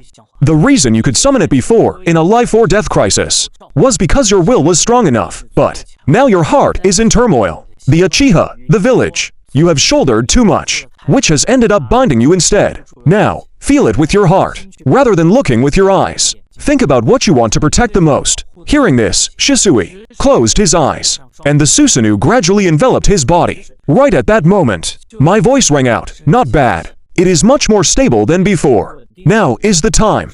Try to make it more complete. Shisui looked at the green Susanoo enveloping him. His eyes filled with shock. So this is the true Susanoo. Following that, Shisui retracted the Susanoo and bowed deeply to me. Thank you for your guidance, Lord Ancestor. I turned my back to him. Do not misunderstand. I simply felt that your potential should not go to waste like this. Shisui smiled faintly. Lord Ancestor. Even so, I have still benefited immensely. Speaking up to here, Shisui hesitated for a moment, finally looking at me and saying, Lord Ancestor, if one day the Uchiha and Konoha clash again, what would you do? I pondered for a moment. before finally saying, "I have long ceased to be the Uchiha clan head. However, that brat Naruto would probably risk his life to stop the war." Shisui smiled softly at those words. Yes, if it is that child, it really is hard to say. As his voice faded, Shisui's figure dissipated from my genjutsu, and tranquility returned to the seal space. A few days passed. Team 7 welcomed their newest mission. The third Hawkage took a puff from his pipe. The mission this time is to escort a merchant caravan to the trading town in the north. I have already confirmed it. There will not be a sudden difficulty escalation like last time. However, it will be a joint mission with Team 8. Go meet them at the village gates. Not long after, Team 7 arrived at the village gates, where Team 8 had already been waiting for some time. Led by Kakashi and Kurenai, the group immediately set off and successfully met up with the merchant caravan. But along the way, Shino intentionally kept his distance from Naruto, occasionally casting suspicious glances at him. At this time, Kiba whispered to Shino, "Why do you keep staring at Naruto?" Shino pushed up his glasses. "The bugs are very uneasy." Hearing this, Kiba looked utterly confused. "He is Naruto." "Exactly, and his scent hasn't changed either. I am not sure, but I just feel that Naruto is unconsciously radiating a dominant aura." Meanwhile, inside the seal space, I had already noticed Shino's subtle reactions. That bespectacled brat has very sharp sensory abilities. Minato followed my gaze. Looking at his attire, he should be from the Aburame clan. Their clan possesses truly formidable mastery over insects. Hearing this, I nodded. The Aburame clan. No wonder they could sense our presence. Time fast-forwarded to the night of 3 days later. The merchant caravan had already settled into the temporarily erected tents. Inside, the ninja took turns keeping watch. Naruto and Hinata were assigned to the first half of the night watch. At this moment, Hinata's Byakugan seemed to catch something. She abruptly turned to look at Naruto. There's a situation. To the northwest, about 30 people are rapidly approaching. Hearing this, Naruto immediately formed hand seals. Shadow clone jutsu. After the clones appeared, they immediately flickered and vanished from their spots, heading off to alert their companions. A few minutes later, a group of masked bandits indeed arrived. The battle broke out instantly. Naruto and Sasuke charged at the very front, engaging the group of bandits in close combat. Sakala protected the caravan members as they retreated. Team 8 was on high alert, ready to provide support at any moment. As for Kakashi and Kurenai, they had no intention of interfering. After all, the bandits before them were just ordinary people. They could just use this opportunity to train their respective team members in actual combat. Right at this moment, a bandit wielding a long sword slashed toward a member of the caravan. Seeing this, Hinata dashed forward and blocked the attack for them. With a tearing sound, the long sword slashed across Hinata's arm. Blood immediately stained her sleeve red. When Naruto saw this scene, he was instantly reminded of his experience in the Land of Waves. His expression instantly turned furious. Multi-shadow clone jutsu. As Naruto's words fell, hundreds of shadow clones flooded the battlefield. Watching this scene, I felt incredibly helpless. Idiot. Using shadow clones against a bunch of small fry? Are you looking down on my teachings? But Naruto was no longer in the mood to listen to my lectures. In less than a minute, he took care of all the bandits. After the battle ended, everyone gathered around Hinata. Seeing that her wound was not serious, everyone finally breathed a sigh of relief. Right then, from within the caravan, a beautifully dressed young woman walked over. She was Misaki, the daughter of their client for this mission. Along the journey, she had shown great interest in the ninja, especially Naruto. "Mr. Naruto, you were truly heroic just now. My father would like to invite you over to thank you personally." Naruto scratched his head. "There's no need for that, right? This is our job, after all." Before Naruto could finish speaking, Misaki grabbed his hand. "Come on, my father has already prepared steak for you." Saying so, she pulled Naruto into her tent. Meanwhile, inside the seal space, we three dads were having a heated discussion. Minato was the first to speak, fraught with worrying. "That girl seems to have ulterior motives." I snorted coldly. "The daughter of a merchant. She just has her eyes on the kid's power." The Ninetails narrowed its eyes. "How about I just release some chakra to scare her off?" Hearing this, Minato hastily stopped it. "Don't, let Naruto handle it himself. Hopefully, he can make the right choice." At this moment, upon seeing Naruto, Misaki's father smiled faintly. "If we can reel in a ninja to join us, the safety of our caravan will be guaranteed." Thinking this, he walked toward Naruto with a cup of sake. "Mr. Naruto, we really owe it all to you this time. That's how we made it out completely unscathed. Come, let me treat you to a drink." Seeing this, however, Naruto shook his head. "My dad told me that I can't drink alcohol before I turn 20. Hearing this, Misaki's father pulled back the cup of sake. He then shot a meaningful glance at Misaki. Misaki caught the hint immediately, and deliberately leaned a bit closer to Naruto, revealing her fair, delicate shoulders. Mr. Naruto, actually, I have always admired powerful ninja like you. Naruto blinked, completely ignoring Misaki's seduction. Admire me? Ha ha ha, but of course, I'm the man who will become Hokage, after all. Meanwhile, inside the seal space, Minato's face was covered in dark lines of exasperation. Why didn't this kid inherit any of my emotional intelligence at all? Misaki was also stunned on the spot. She had never seen such an oblivious man before. Forcibly suppressing the irritation in her heart, she looked at Naruto again.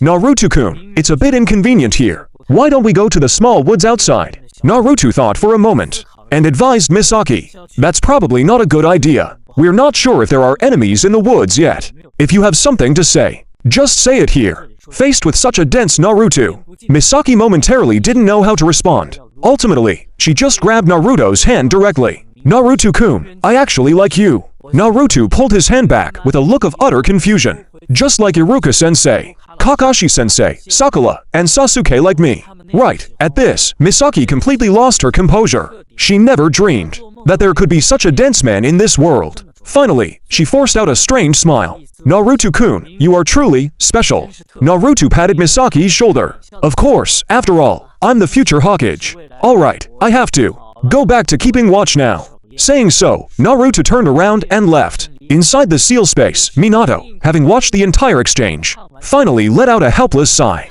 Looks like I'll have to find a chance to teach him a thing or two about romance. He completely lacks the charm I had in my youth. Hearing this, I gave a disdainful snort. Feelings and such are a complete waste of time. Ninjas don't need to waste time on them. 2 days later, the escort mission was finally completed successfully. The merchant caravan safely arrived at the port on the border of the Land of Fire. The members of Team 7 and Team 8, after bidding farewell to the caravan, left the area. Mixao watched the departing Naruto, muttering through gritted teeth, Naruto Uzumaki, just you wait. Next time we meet, I will definitely make you bow at my feet. A few days later, Team 7 was called to Training Ground 7 by Kakashi. Kakashi then took out a few sheets of paper from his pocket. These are the application forms for the Chunin exams. Let me clarify something first. Other villages will also be participating in the Chunin exams. There is a high chance of losing your life. I will leave these forms with you. As for whether you apply or not, that is up to you to decide. Just give me your answer tomorrow. With that said, Kakashi's figure flickered and vanished. Sasuke thought carefully for a moment before saying, forget it. Let's go back and think it over carefully. We can make our decision tomorrow. Sakura nodded. That's all we can do for now. After parting ways with Sasuke and Sakura, Naruto kept muttering to himself on the way home. The Chunin exams, huh? I wonder what kind of opponents we'll face. At this moment, Minato explained to Naruto from within the seal space. Naruto, the Chunin exams are jointly hosted by the 5 great nations. If you are going to participate, you must not underestimate your enemies. Hearing this, I scoffed coldly. How foolish. What's the difference between a joint exam and exposing all your secrets? Hearing my words, Minato shook his head and said, no, the Chunin exams are not just exams. They are also a way to show other nations the military strength of your own country. I couldn't help but smile faintly. A deterrent, huh, how interesting. Right at that moment, a fierce voice rang out from the street corner. Hey, brat, don't you have eyes? Naruto turned to look, and saw a sand village ninja, grabbing a little kid by the collar. And that little kid was none other than Sarutobi's grandson, Konohamaru. Because of my sudden appearance in this world, Naruto still didn't know Konohamaru, but he still spoke up to intervene. Hey, stop that right now. Seeing that the other party had no intention of letting go, Naruto charged straight over, and tightly gripped the sand ninja's wrist. What kind of man bullies a little kid? The sand ninja sneered coldly. A leaf genin, mind your own business. As soon as he spoke, he forcefully threw Konohamaru aside, and threw a backhand strike at Naruto.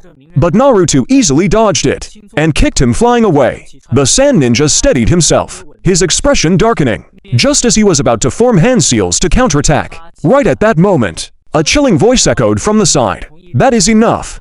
Hearing this, Naruto stiffened all over. He turned to look, and saw a red-haired youth carrying a gourd on his back, standing there with a sinister aura. Seeing this, the sand ninja instantly lost his bravado.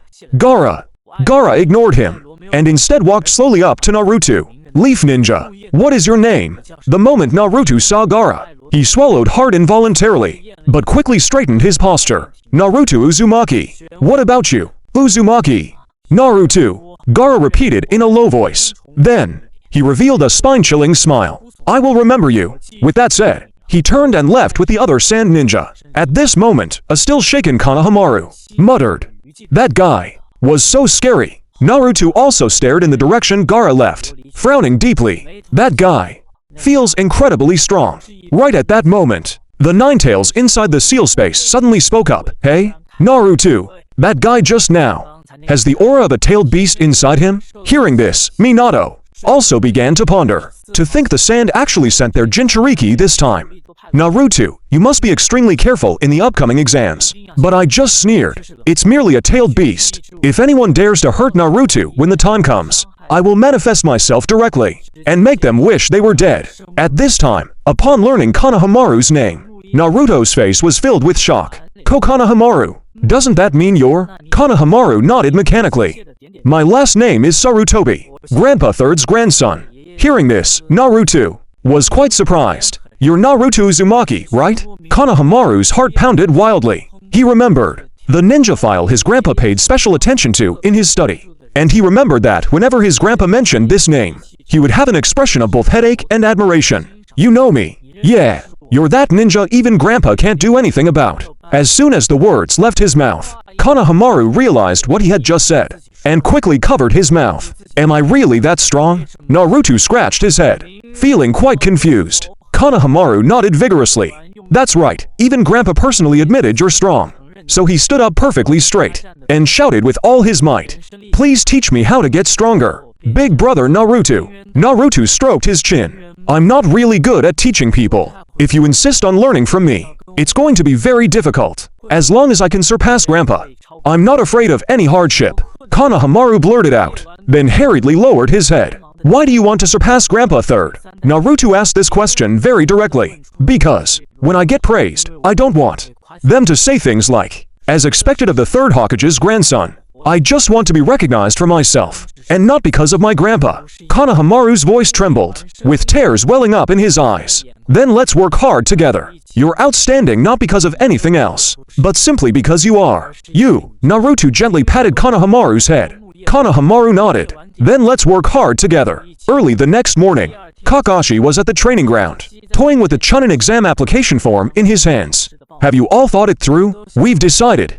Naruto suddenly looked up. We are taking the Chunin exam. A cold smirk curled on Sasuke's lips as he crossed his arms. Of course, Sakura anxiously twisted the hem of her shirt, but when she peeked at her to teammates beside her, and saw the resolute expressions on their faces. All right, she took a deep breath, and her eyes became determined. But we need to be fully prepared. Kakashi looked at his students with a smiling expression. Not bad, he shook the application form. You have all passed. What do you mean by that? Naruto looked completely confused. Kakashi told them with a serious face. The Chunin exam is a team-based test, so if only one or two of you participated, you wouldn't be able to register successfully. He looked with satisfaction at his three students, and the shocked expressions on their faces. Kakashi-sensei, you were testing us again. Naruto waved his arms exaggeratedly, but smiled very brightly. Kakashi turned around to leave. There are many tests in life. He glanced back at them. All right, I'm going to submit the application forms. You guys get prepared. It will start in a few days. After saying that, his figure flickered and vanished from the spot. After falling into a brief silence, Sakura was the first to speak. I want to go to the medical course to learn medical ninjutsu. Her voice was very firm. In team combat, a medical ninja is indispensable. Sasuke scoffed coldly. Suit yourself. He then looked at Naruto. Dead last, want to find a place to spar. Just what I was thinking. Naruto rubbed his fists together. Watch me beat you until your teeth fall out. The two arrived outside the village. Just as Naruto assumed a fighting stance, Sasuke suddenly raised his index finger. Shh. Listen. Faint rustling sounds mixed with the distant flow of water. The two followed the sound and saw a white-haired man lying prone behind a rock, holding binoculars and peeking at the other side of the mountain spring. What is that old man doing? Naruto was curious at first about what the man was up to, but following the direction Sasuke pointed, he saw a group of girls bathing over there. That pervy old man is peeping on female ninjas taking a bath. Naruto shouted indignantly. Sasuke uttered boring in disgust. But his hand reached for his kunai. Hey, you pervert over there. Naruto charged straight forward. The white-haired man was startled. He put away his binoculars and turned around. Brats, you'll get bad karma for ruining someone else's good time. Cut the crap. Naruto threw a punch right at him. Sasuke smoothly threw 3 shuriken in perfect sync, cutting off the opponent's escape route. The next second, their vision blurred. Jiraiya easily dodged all the attacks, pressing one hand on Naruto's head and clamping his other hand around Sasuke's wrist, firmly subduing them both. Let me go. Naruto struggled with all his might. Keep quiet, brats. Jiraiya lowered his voice. If they find out. Before he could finish his sentence, a scream rang out. A pervert. 3 female ninjas wrapped in bath towels charged over. Jiraiya's expression changed, just as he was about to flee. But his legs were firmly grabbed by Naruto and Sasuke. You guys ... Jiraiya's eyes widened. Don't even think about running. Naruto gritted his teeth. Perverts should be punished. Sasuke also hugged his leg tightly. Slap, slap, slap. After 3 resounding slaps, there were 3 men left with red and swollen cheeks. In the corridor of the Konoha hospital, Naruto and Sasuke covered their slightly burning cheeks and ran straight into the equally bruised and swollen Jiraiya. It's all your fault, you two brats. Jiraiya said huffily. You ruined my perfect research plan. It's obviously your fault, you pervy old man. Naruto refused to back down. Sasuke narrowed his eyes. Who exactly are you? With those kinds of skills. Hearing their questions, Jiraiya revealed a mysterious smile. Good question. Listen up, you two brats. I am one of the legendary Sannin, the Toad Sage of Mount Myoboku, the author of the best-selling book, Make Out Paradise, Lord Jiraiya. At this moment, hearing Jiraiya's introduction, he looked completely bewildered. Sasuke rolled his eyes at Naruto. Idiot. The legendary Sannin of Konoha are renowned throughout the entire ninja world. Did you not pay attention when reading the history books? Naruto scratched his head sheepishly, laughing it off. Well, haha. Within the sealed space, Minato was already so embarrassed he could barely watch. Jiraiya-sensei, you're making a terrible first impression. Hearing this, Naruto asked in confusion. Dad, what did you just call him? Minato fell silent for a moment before replying. Jiraiya was my sensei. Naruto couldn't quite believe it. He even felt a bit disgusted by this man his father called his teacher. The Ninetales couldn't help but roar with laughter. No wonder you have that look on your face, Minato. If I were you, I'd feel the exact same way. A cold snort echoed. His strength isn't bad, but his character is absolute trash. Back in the real world, Jiraiya looked at Naruto's expression and couldn't help but be reminded of his former student, Minato. Laughing heartily, Jiraiya patted Naruto and Sasuke on the shoulders. It seems we were fated to meet. As an apology, how about you learn a few tricks from me? I guarantee you'll be unstoppable in the Chunin exams. Sasuke stared at Jiraiya warily. What's your motive? Jiraiya stroked his chin. My motive? I just want to see how far you two can really go. Naruto looked hesitantly towards Sasuke. Sasuke gave a slight nod. Even if he acts strange, this man's strength is undeniably unfathomable. Naruto extended his hand. Fine, but if you dare peep on girls at the bathhouse again, that's called gathering material. Gathering material for my art. Jiraiya quickly corrected him. At training ground 7, Jiraiya stood in the center of the field with his arms crossed, narrowing his eyes. He sized up the 2 boys before him. Come on, brats. Show me what you're made of. Feel free to come at me together. Jiraiya beckoned them with a finger. You asked for it. Shadow Clone Jutsu. Naruto excitedly formed hand seals, instantly summoning 10 shadow clones that completely surrounded Jiraiya. Meanwhile, Sasuke activated his Sharingan, gathering piercing, crackling lightning in his right hand. Chidori. Jiraiya raised an eyebrow. Kakashi even taught you that move. Sasuke and Naruto launched their attack at the same time. Not bad coordination. Jiraiya chuckled. His figure suddenly blurred, vanishing from his spot. Behind us. Sasuke's eyes caught Jiraiya's movements. He spun around immediately, but it was too late. Jiraiya's hand had already come down in a light chop against the back of his neck. Your Sharingan has good insight, but your body can't keep up. Jiraiya critiqued, casually sweeping out a leg to trip the charging real Naruto. The rest of the battle was an entirely one-sided beatdown. 10 minutes later, the 2 boys sat on the ground, panting heavily. Jiraiya, on the other hand, hadn't even broken a sweat. Damn it, I couldn't land a single hit. Naruto pounded the dirt in frustration. Sasuke clenched his fists. Is this the true strength of a Sannin? Jiraiya rubbed his chin thoughtfully. Sasuke, your mastery over lightning release is quite impressive. I'm not exactly a specialist in lightning release myself, so you'll have to rely on Kakashi for that. But I can definitely teach you fire release. Jiraiya then turned to Naruto. As for you, I'm actually a bit surprised. Your taijutsu is much better than I expected. Your chakra control is surprisingly solid, too. Naruto beamed with a cheeky grin. Right. Jiraiya smiled faintly at the two boys. It's decided. I'll teach you both the summoning jutsu. Naruto's eyes widened. The summoning jutsu? Jiraiya nodded. That's right. By offering a bit of your blood, you can summon animals that you formed a contract with. You could say, it's a space-time ninjutsu that anyone is capable of learning. Jiraiya bit his thumb and rapidly formed hand seals. Summoning jutsu. Poof! A massive cloud of smoke erupted. Gamabunta, a gigantic toad, appeared on the training ground. Jiraiya, what did you summon me for this time? Gamabunta grumbled impatiently. Don't be so grumpy. I'm introducing you to two rookies today. Jiraiya, standing atop Gamabunta's head, patted the giant toad affectionately. Gamabunta glanced down at the two boys. Interesting. To think you'd actually take on apprentices, Jiraiya. Well, So huge. Sasuke and Naruto stared at Gamabunta, completely dumbfounded by his size. Jiraiya unslung the large scroll from his back and unrolled it before them. This scroll records the names of all the humans who have ever formed a contract with Mount Myoboku. The last person to sign this was none other than the fourth Hokage, Minato Namikaze. So they were dad-summoned beasts too.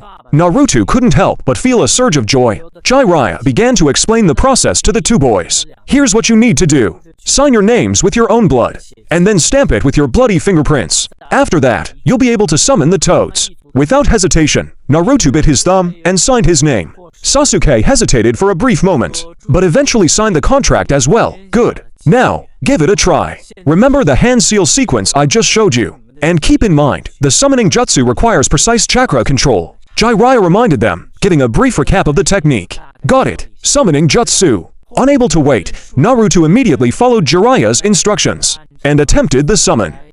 As the smoke cleared, a tiny toad appeared on the ground. Naruto and Jiraiya stared at the tiny toad. Both fell into silence. Sasuke let out a merciless laugh. The tiny toad looked up. Contractor, my name is Gamakichi. Naruto was going crazy. Hey, why are you so small? Beside them, Gamabunta suddenly spoke up. What's wrong, brat? You looking down on my son? Naruto hurriedly forced a smile. No, I'm not. Naruto endured it, but the Ninetales couldn't stand this stinky toad. Do you want to die? At that moment, the Ninetales manipulated its chakra, intending to kill the toad outside. I frowned, directly manifesting my skeletal Susanoo and stomping on the Ninetales' head, suppressing its actions. Minato also hurriedly appeased it, telling it to calm down. Ninetales, there's no need to fight right now. I wasn't actually all that angry. I calmly told the Ninetales that Naruto needed more power. If you just act recklessly, you'll ruin everything. The Ninetales lay on the ground, turning its head away in annoyance. Meanwhile, Jiraiya looked at Naruto's summoned beast and rubbed his head. You must control your chakra properly, otherwise you'll never summon a powerful beast. Sasuke listened to Jiraiya's advice and coldly snorted at Naruto. Watch my summoning jutsu. A fat toad that, aside from its color, was identical in size to Gamakichi, appeared in front of Sasuke to summon me on the first try. I'd say, not bad. Gamatatsu looked at Sasuke with admiration. This time, the tables had turned. Sasuke and Jiraiya fell into silence. Now it was Naruto's turn to mercilessly mock Sasuke. Jiraiya felt somewhat helpless about this. He never expected that these two he considered geniuses would only summon such tiny toads on their first attempt. After teaching the summoning jutsu, Jiraiya took Sasuke to the side. Sasuke, next I'll teach you a fire-style jutsu. Jiraiya demonstrated the hand signs. Watch closely. Fire style, flame bullet. Sasuke used his Sharingan to perfectly memorize every detail. He attempted the hand signs. Fire style, flame bullet. Though it wasn't as powerful as Jiraiya's, the flame's concentration was clearly superior to his previous grand fireball jutsu. Not bad, again. Jiraiya encouraged him. After a full day of training, Naruto was finally able to summon a normal-sized toad. As for Sasuke, not only had he mastered it, he could also skillfully summon Gamatatsu to assist in battle. Jiraiya looked at the two with satisfaction. Let's stop here for today. We'll continue tomorrow. Naruto collapsed on the ground, exhausted. Although Sasuke was also tired, he was mostly excited. Having a summoned beast, and this new fighting style, opened his eyes to far more possibilities. Under the setting sun, Jiraiya watched the receding figures of the two youths. It seems Konoha's new generation is much more interesting than I thought. The second day arrived. This time, Jiraiya focused on guiding Naruto to master the chakra output of the summoning jutsu. Naruto sat cross-legged on the ground, fine beads of sweat breaking out on his forehead. His hands trembled slightly as he formed the seal. Concentrate. The summoning jutsu doesn't rely on brute force, but on precise chakra control. Jiraiya crouched beside him and tapped his head with a branch. Naruto bared his teeth and rubbed the sore spot. I know. Summoning jutsu. A normal-sized toad appeared on the field. It blinked and looked around. I can finally summon larger toads consistently. It finally worked. Naruto jumped up excitedly. Jiraiya nodded in satisfaction, then turned to look at Sasuke on the other side. He was practicing against a distant rock with his flame bullet. The fireball whistled through the air, blasting the hard rock to pieces. Not bad, kid. This power is much stronger than a normal grand fireball. Sasuke wiped the sweat from his brow, muttering it wasn't enough. Another day passed. Jiraiya pulled a water balloon from his clothes and shook it in front of Naruto. Today I'll teach you something new. Naruto tilted his head, completely confused. A water balloon. Jiraiya grinned proudly. That's right. Use chakra to destroy this water balloon from the inside. This is the Rasengan. Naruto blinked. Suddenly, he reached out his right hand, palm facing up. A perfect Rasengan condensed and took shape in his hand. Jiraiya's smile froze on his face. When did you learn that? My dad taught me. Naruto replied with a cheeky grin. Your dad, Minato. Jiraiya's voice suddenly pitched up. Yeah, Naruto nodded. Jiraiya's expression shifted from shock to confusion, and finally into deep suspicion. He narrowed his eyes and pressed a hand against Naruto's forehead. Hold on a second, let me check something. The moment his chakra flowed in, his consciousness was pulled into Naruto's mindscape. The moment Jiraiya's feet stepped onto the water, he saw that familiar figure, Jiraiya-sensei. Minato Namikaze smiled in greeting. Minato, is it really you? Jiraiya's voice trembled slightly. His gaze lingered on Minato for a long time, as memories of the Ninetales attack that day flooded his mind. If only I had made it back to Konoha in time back then ... Don't make that kind of face. I don't blame you. Minato shook his head helplessly. Jiraiya took a deep breath, noticing the man standing beside Minato. That appearance, and those Sharingan eyes. You are ... double quotes. Jiraiya's nerves instantly pulled taut. Uchiha Madara. I stated my name indifferently. Jiraiya subconsciously shifted into a defensive stance. Why is a legendary ninja like you here? Minato smiled bitterly. It's a long story. I scoffed coldly, making a fuss over nothing. Cold sweat beaded on Jiraiya's forehead. It was obvious he was quite terrified. I thought for a moment, and said, since you know Minato, you should be able to get close to Naruto. Spend more time with him out there. The rest of us can only stay inside his body. We can't physically be by his side. So he's all alone in his daily life. Hearing this, Jiraiya's face filled with confusion. Well, I just never expected ... that the legendary Uchiha Madara would actually care about a brat's upbringing. At this moment, learning that I had been looking after Naruto all this time, Jiraiya was full of doubt. I shot him an icy glare. What? Got a problem with that? Jiraiya scratched his cheek. No, it's just, rumor has it that Uchiha Madara is ruthless and cold-blooded, and doesn't care for anyone. Hearing this, I instantly flared up. Which bastard started that rumor? Minato hurriedly stepped in to smooth things over. Once the atmosphere calmed down, Jiraiya began to ask about Naruto's taijutsu and chakra control. I put my hands on my hips, looking somewhat smug. I taught him taijutsu.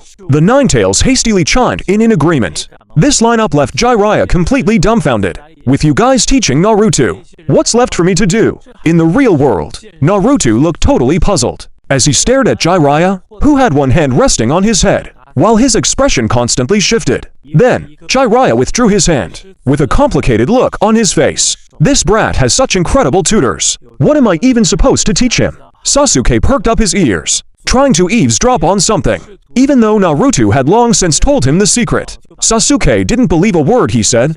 Time flew by, and soon it was time for the Chunin exams. Kakashi led the trio to gather at the entrance of the examination venue. The rules are simple. Come back alive. Good luck. The three of them exchanged glances before walking into the exam hall together. The hall was crowded with people, all gathered in small groups of 3 or 5. Right at that moment, Rock Lee suddenly appeared in front of the trio. Hello.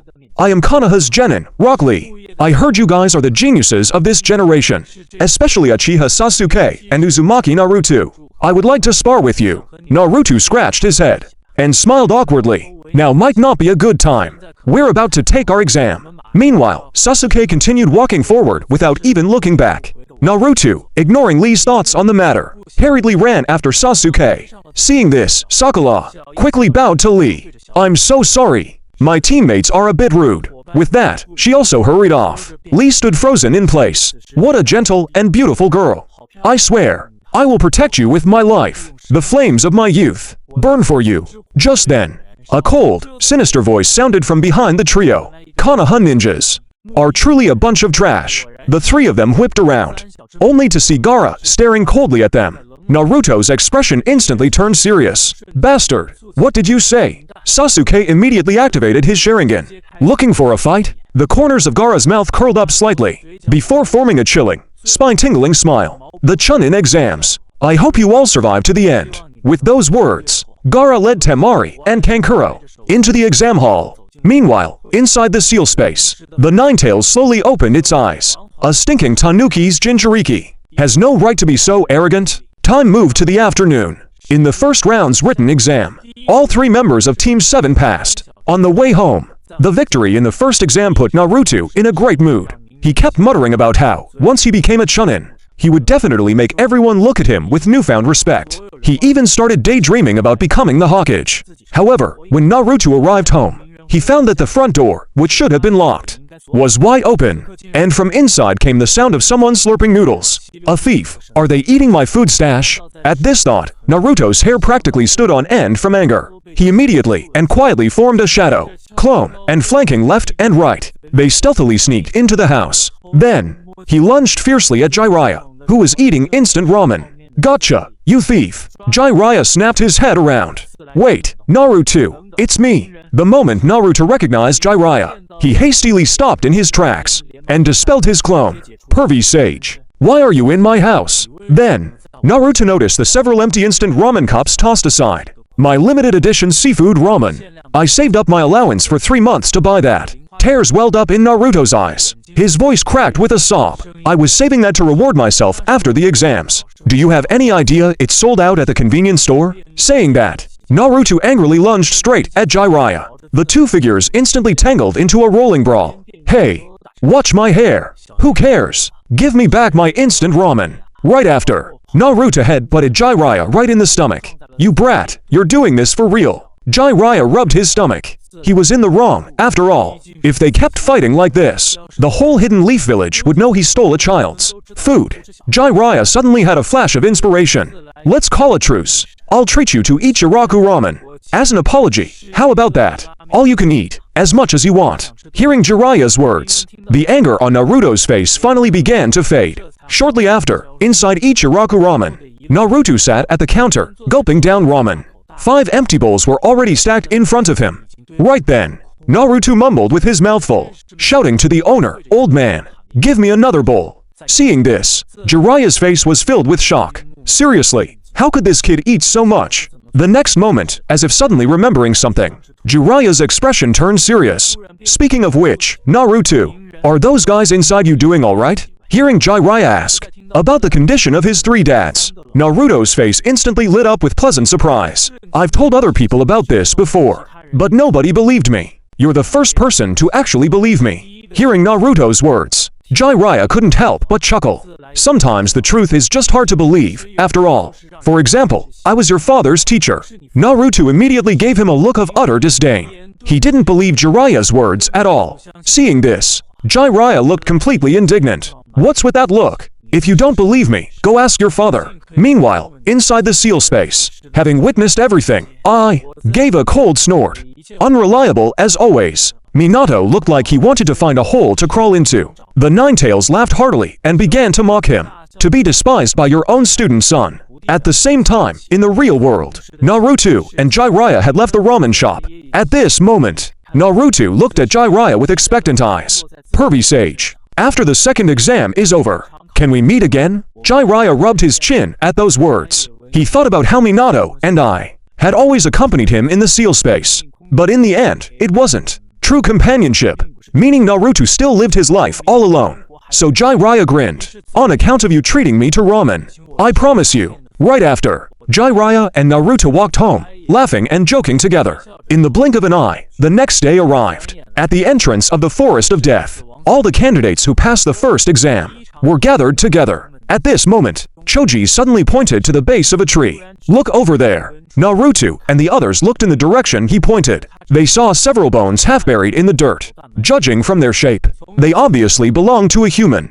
Seeing this, Naruto couldn't help but tremble. Sakura slapped a hand over her mouth, and Sasuke's expression turned grim. Just then, Anko suddenly appeared before the crowd. She cut straight to the chase and introduced the exam rules. "Little cuties, welcome to my playground. The rules are simple. Each squad will randomly receive a heaven scroll and an earth scroll, only by collecting both scrolls and reaching the central tower. Can you pass the exam?" Hearing this, Shikamaru, who was standing nearby, immediately understood the cruelty behind it. That means at least half the teams will be eliminated. Catching Shikamaru's words, a dangerous smile appeared on Anko's face. More than that, after all, dead people don't need scrolls, so you'd better be prepared to kill. Hearing this, Naruto suddenly felt a wave of nausea. He then stole a glance at Sasuke, finding that Sasuke's expression was similar to his own. Meanwhile, Sakura was already trembling slightly. Anko shook the drawing box in her hand. "Now come and claim your destiny." At her words, everyone stepped forward to draw lots. Team 7 drew an earth scroll. Naruto wanted to open it and take a peek. But unexpectedly, after all scrolls were distributed, Anko looked at the crowd with a serious gaze. "There are some special little pets in the forest. If you encounter them, I suggest you run away immediately." Hearing Anko's warning, Naruto audibly gulped. Sasuke lowered his voice. "Something is watching us. There might be things far more dangerous than wild beasts in this forest." Meanwhile, inside the seal space, the Ninetales was also stimulated by the aura of the Forest of Death, causing its ears to perk up. Seeing this, I let out a cold sneer. "Muttfox, are you scared?" The Ninetales proudly raised its head at those words. "If you let me out, I could flatten this place in an instant." Beside them, Minato looked grave. "Naruto, be extremely careful. In the real world, the three members of Team 7 advanced slowly and cautiously. But Sasuke suddenly stopped, taking a knee to inspect the ground. Something passed through here. It couldn't have been more than 10 minutes ago. Hearing Sasuke's words, Naruto and Sakura both recalled the clown Anko had mentioned, and couldn't help but shudder. Sasuke glanced around. After confirming no one was in sight, he raised a hand, gesturing to Naruto and Sakura. "Listen up. We need a password. If any of us returns alone, they must give the correct password. To be trusted." Naruto and Sakura nodded simultaneously. Sasuke then pulled a piece of paper from his ninja pouch, saying as he wrote, "Our password is Team 7's code of conduct. Never pray for our sensei to be on time." However, what Sasuke actually wrote on the paper was, remember, we don't actually have a password, anyone who can answer the spoken password is an enemy, Seeing this, Naruto and Sakura immediately had their eyes light up in understanding. Time quickly passed to noon. A thick fog suddenly rose in the forest. Visibility instantly dropped to less than 5 meters. And it was at this moment that Team 7 was suddenly attacked by a giant python. Seeing this, the three quickly scattered. Naruto jumped onto a tree to dodge the attack. But when the fog cleared slightly, he shockingly realized he had been separated from his teammates. Thus, Naruto hurriedly followed the trail of battle marks. And it was only 2 hours later that he finally found Sakura by a small stream. Seeing her, Naruto's face lit up with excitement. But just as he was about to approach her, he suddenly remembered Sasuke's words. "Wait, the password." Hearing this, Sakura revealed a smile. Team 7's code of conduct. Hearing this phrase, Naruto's expression instantly darkened. Before Naruto could even reply, Sasuke walked out from the shadows with a cold sneer in the next second. "Never pray for our sensei to be on time, right? Unfortunately for you, you fell for it." As soon as the words left his mouth, Sasuke and Naruto attacked at almost the exact same instant. And Sakura reacted very quickly, leaping away at almost the same time the two made their move. Immediately after, Sakura's figure distorted, ultimately transforming into the appearance of a sound ninja. The hidden sound ninja was now full of cold sneers. "To think you actually saw through my disguise. I clearly didn't say the wrong thing.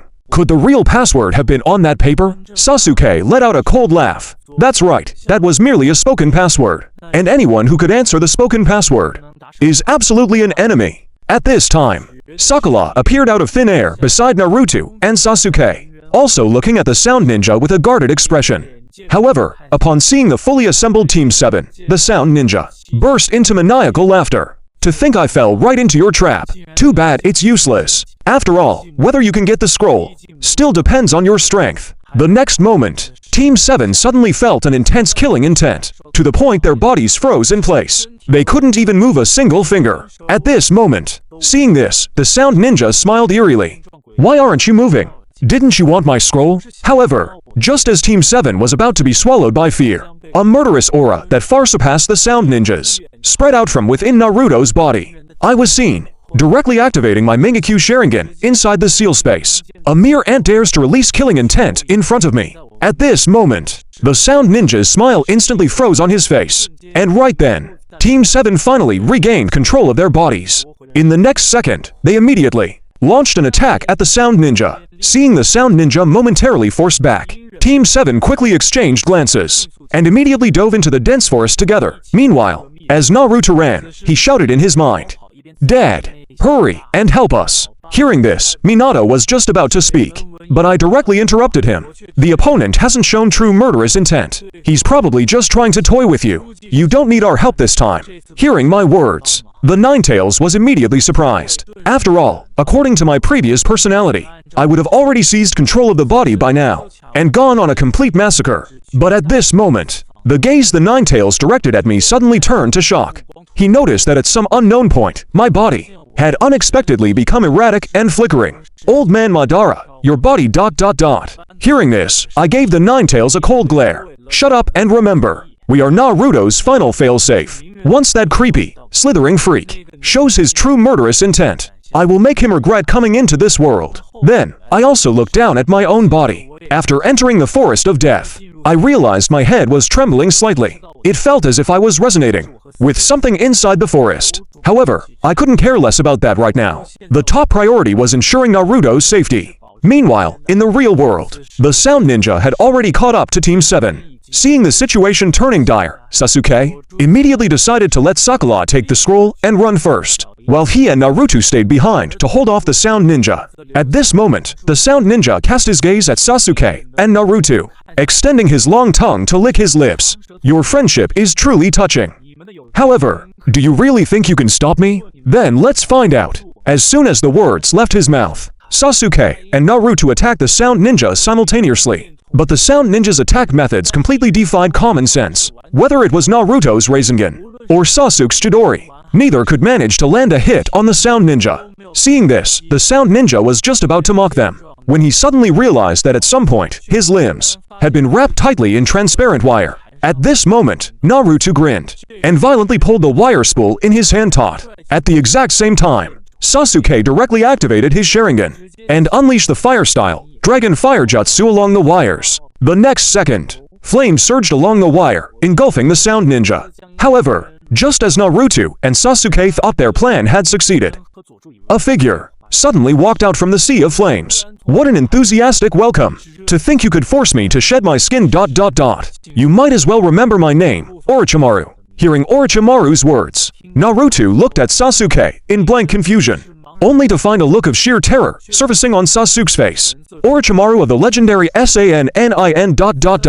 Doesn't that make him a ninja on par with Jiraiya? Orochimaru smiled faintly at that. The Sanin is merely my former title. Now, I am simply a scientist in pursuit of the truth. As soon as the words left his mouth, Orochimaru launched another attack at Naruto and Sasuke. In the blink of an eye, he had beaten them both to the ground. Even if Naruto didn't know who Orochimaru was, he now understood. Orochimaru was far stronger than he could have ever imagined. At that moment, Sasuke looked up at the sky. He then swallowed a food pill. Naruto, I still have one more jutsu, but I need you to help me set this forest on fire. Hearing Sasuke's request, Naruto didn't hesitate for a second. The very next moment, he summoned his shadow clones and unleashed fire-style, majestic destroyer flame upon the forest. Instantly, a massive swath of the woods was set ablaze. Meanwhile, inside the sealed space, upon seeing Naruto successfully execute the fire-style jutsu I had taught him, I couldn't help but reveal an approving look. Back in the real world, The roaring flames created a massive updraft. The sky was now thick with dark, storming clouds. Seeing this, Sasuke struggled to his feet. He immediately began weaving hand signs, gathering the Chidori in his hand. This is the only way I can think of to kill you. By using the Chidori as a guide, I can channel the lightning of nature itself ... straight to you. As Sasuke's voice echoed out, the Chidori in his hand instantly connected with the lightning in the sky. He then swung his arm, directing the blast toward Orochimaru. This jutsu is called ... Kirin. The next moment, a blinding white light swallowed everything. When the light faded, within the forest lay a perfectly circular crater of scorched earth. Orochimaru's carbonized body was lying right at the center of the blast zone. Meanwhile, Sasuke had not only fallen unconscious, but his entire left arm was charred black. Seeing this, Naruto hurriedly rushed over and supported Sasuke. However, before Naruto could even check Sasuke's injuries, Orochimaru's charred corpse suddenly split open. A brand new Orochimaru emerged from the husk. Don't be nervous. Almost all the power was focused on me. He was merely caught in the aftermath. Just as I thought. An Uchiha is truly the most suitable vessel. Hearing Orochimaru's words, Naruto immediately glared at him on high alert. What are you going to do? Orochimaru sneered. Relax, disciples of Jiraiya. I was merely testing you. But we will meet again very soon. With that, Orochimaru instantly stretched his neck out and bit down hard on Sasuke's shoulder. After Orochimaru left, while Sakura was doing her best to heal Sasuke's injuries, she turned to Naruto and said, "We really owe it to you this time." However, upon hearing those words, Naruto's smile instantly froze on his face. He couldn't help but reflect on what had just happened. Was it really thanks to me? I was clearly holding him back. If only I had been a little stronger, Sasuke wouldn't have gotten hurt. At that moment, Naruto thought back to his recent training, because he had grown so used to Minato and me, as well as the Nine Tails, constantly bailing him out. He hadn't taken his training seriously at all. Yet Sasuke, even without a father to guide him, had still stayed one step ahead of Naruto, and developed such a powerful jutsu. Then, Naruto slowly spoke within his mind. I want to get stronger. Inside the sealed space, hearing Naruto's words, I showed a rare expression of pride. Good.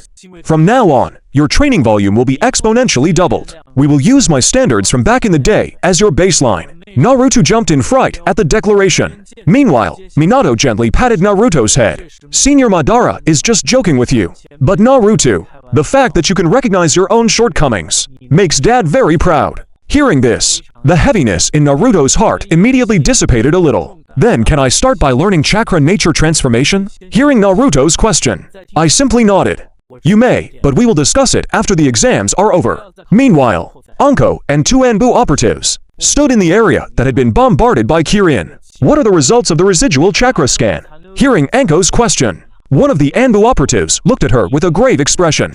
It has been confirmed to be lightning style, but the destructive power far exceeds standard jutsu. It is almost on the level of an S-rank forbidden jutsu. Anko immediately fell into deep thought upon hearing this. Captain, we've found something. At this moment, the other Anbu operative handed Anko a charred fragment.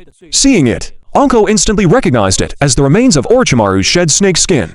After pondering carefully for a moment, Anko issued an immediate order to the Anbu. Notify Lord Hawkage immediately. There is an S-rank intruder in the Forest of Death. Anko then swept her gaze toward the depths of the forest. She was deeply concerned that during this exam, aside from Orochimaru, there might be other infiltrators lurking in the shadows. If that were the case, this forest might have already turned into a hunting ground. Therefore, to counter this threat, Anko issued another command. Redeploy the surveillance barrier immediately. Pay close attention to all sound ninja candidates.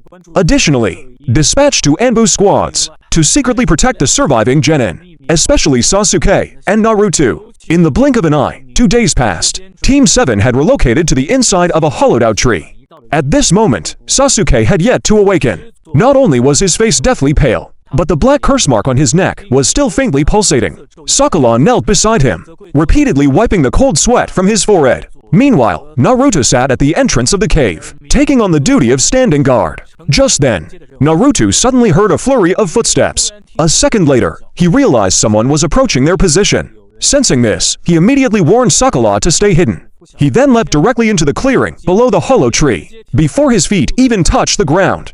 The Sound Ninja trio appeared out of thin air, surrounding him in the center. Naruto didn't recognize them, but based on their headbands, he instantly confirmed that these three were Orochimaru's accomplices. At this moment, Dosu looked up toward the tree. That Uchiha brat is in there. We need to take him back immediately. Hearing this, Zaku let out a sinister chuckle. And what about this blonde kid? I heard Lord Orochimaru wants him too. Should we bring him along? Kin sneered coldly. Just kill him. Lord Orochimaru didn't give any explicit orders about him anyway. Hearing their conversation, Naruto flew into a rage. In the next instant, he charged straight at Dosu. Seeing this, Kin and Zaku attacked simultaneously. Immediately after, Naruto brought his charge to a sudden halt, twisted his body sideways, and narrowly dodged Kin and Zaku's assault. However, before he could even regain his balance, Dosu's right arm, covered by that bizarre device, was already aimed squarely at him. Meanwhile, within the ceiling space, the Ninetales watched the scene unfold. It shifted its gaze toward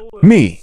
Need a hand. I sneered in response. These three are perfect practice for Naruto. If he truly can't handle them, I'll step in immediately and kill those three. Beside me, Minato looked worried. These three aren't particularly strong, but their abilities feel incredibly bizarre. Naruto has to be careful. Now, facing the sound trio's threat, thanks to the hellish training I had previously put him through, Naruto wasn't the least bit intimidated. He launched a direct counterattack. Not only did he shatter Zaku's arms in an instant, but he also used a Rasengan to completely pulverize Dosu's device-covered right arm. Witnessing this horrific scene, Kin collapsed to the ground in terror. At this point, the sound trio had entirely lost their combat capability. Naruto had originally intended to press the attack, but Dosu, desperate to buy their survival, suddenly tossed their heaven scroll at Naruto's feet. Right after, the three of them swiftly fled the area. Once he sensed the sound trio's chakra completely vanish, Naruto, whose body had long since reached its absolute limit, could hold on no longer. The very next second, he collapsed unconscious to the ground. In the blink of an eye, 2 days passed. Inside the hollow tree, after receiving Sakura's medical treatment, Naruto's body had fully recovered. Sasuke had also finally awakened. And through Naruto and Sakura's explanations, he learned everything that had transpired while he was unconscious. When Sasuke heard that Naruto had not only protected him and Sakura, but had also secured a heaven scroll, his tense nerves finally relaxed. For a brief moment, a flash of gratitude toward his two teammates flickered in his eyes. Wasting no more time, Team 7 immediately set off toward the central tower of the Forest of Death. On their way to the tower, Team 7 encountered 3 stray ninja. Following that, Team 7 unleashed a completely one-sided massacre upon them and obtained an Earth Scroll. Afterward, Team 7 finally and smoothly arrived at the central tower of the Forest of Death. As soon as they stepped inside the tower, they immediately became the center of attention. Everyone present inside cast astonished glances toward Team 7. After all, word had already spread about the sound trio being heavily injured by them. Naruto, however, completely ignored the stares. Instead, he scratched his head. What are we supposed to do now? Don't tell me we just wander around. Just then, Naruto suddenly heard Kiba's voice. Just open the scrolls. Hearing this, Naruto quickly turned around. He saw the 3 members of teammates standing right behind him. Seeing them, Naruto held up the newly acquired Earth Scroll and offered it to them. Are you guys still missing a scroll? We have an extra one. Hearing Naruto's words, Hinata's cheeks flushed slightly red. Naruto-kun is so amazing. To actually have an extra scroll ... Beside her, Shino pushed up his sunglasses. We appreciate the gesture, but we have already collected ours and passed. Now, all you need to do is open one set of scrolls to complete your registration. Team 7 listened, suddenly understanding. After exchanging a quick glance, they immediately unrolled the heaven scroll. The instant the scroll was opened, a thick puff of white smoke suddenly billowed up from the parchment. A second later, Iruka appeared out of thin air right in front of Team 7. You guys did well, Team 7. Seeing him, Team 7 gasped in unison. Iruka-sensei, what are you doing here? Seeing the shock on their faces, Iruka couldn't help but smile. This is just a special mechanism built into the exam rules. A specific jutsu formula was sealed inside the scroll. It's a good thing you didn't open it outside the tower. Otherwise, the genjutsu woven into it would have triggered immediately, forcing you into a deep sleep. You wouldn't have woken up until the second phase of the exam was completely over. But I'll skip the useless chatter. Congratulations, Team 7. You have successfully passed the second phase of the Chunin exams. Hearing Iruka announce the results, Naruto immediately jumped up. We finally passed. Sakura showed a relieved smile. Great. Sasuke, on the other hand, remained motionless. But in truth, he also felt relieved. Meanwhile, inside the seal space, the Ninetales rested its head on its paws. They passed safely at last. Although the process was a bit stupid, Minato smiled upon hearing this. Naruto did very well. Seeing this, I just scoffed, just so. At least it proves he has some potential. He did not disgrace my uchi. At this point, I realized I almost let it slip, so I immediately corrected myself. Did not disgrace the prestige of Konoha. However, the Ninetales gave a wicked smirk. Old man, were you about to say he did not disgrace the Uchiha prestige? Just admit it. Seeing this kid protect Sasuke, that Uchiha brat, you are actually quite pleased, aren't you? Hearing the Ninetales' words, I immediately retorted by instinct.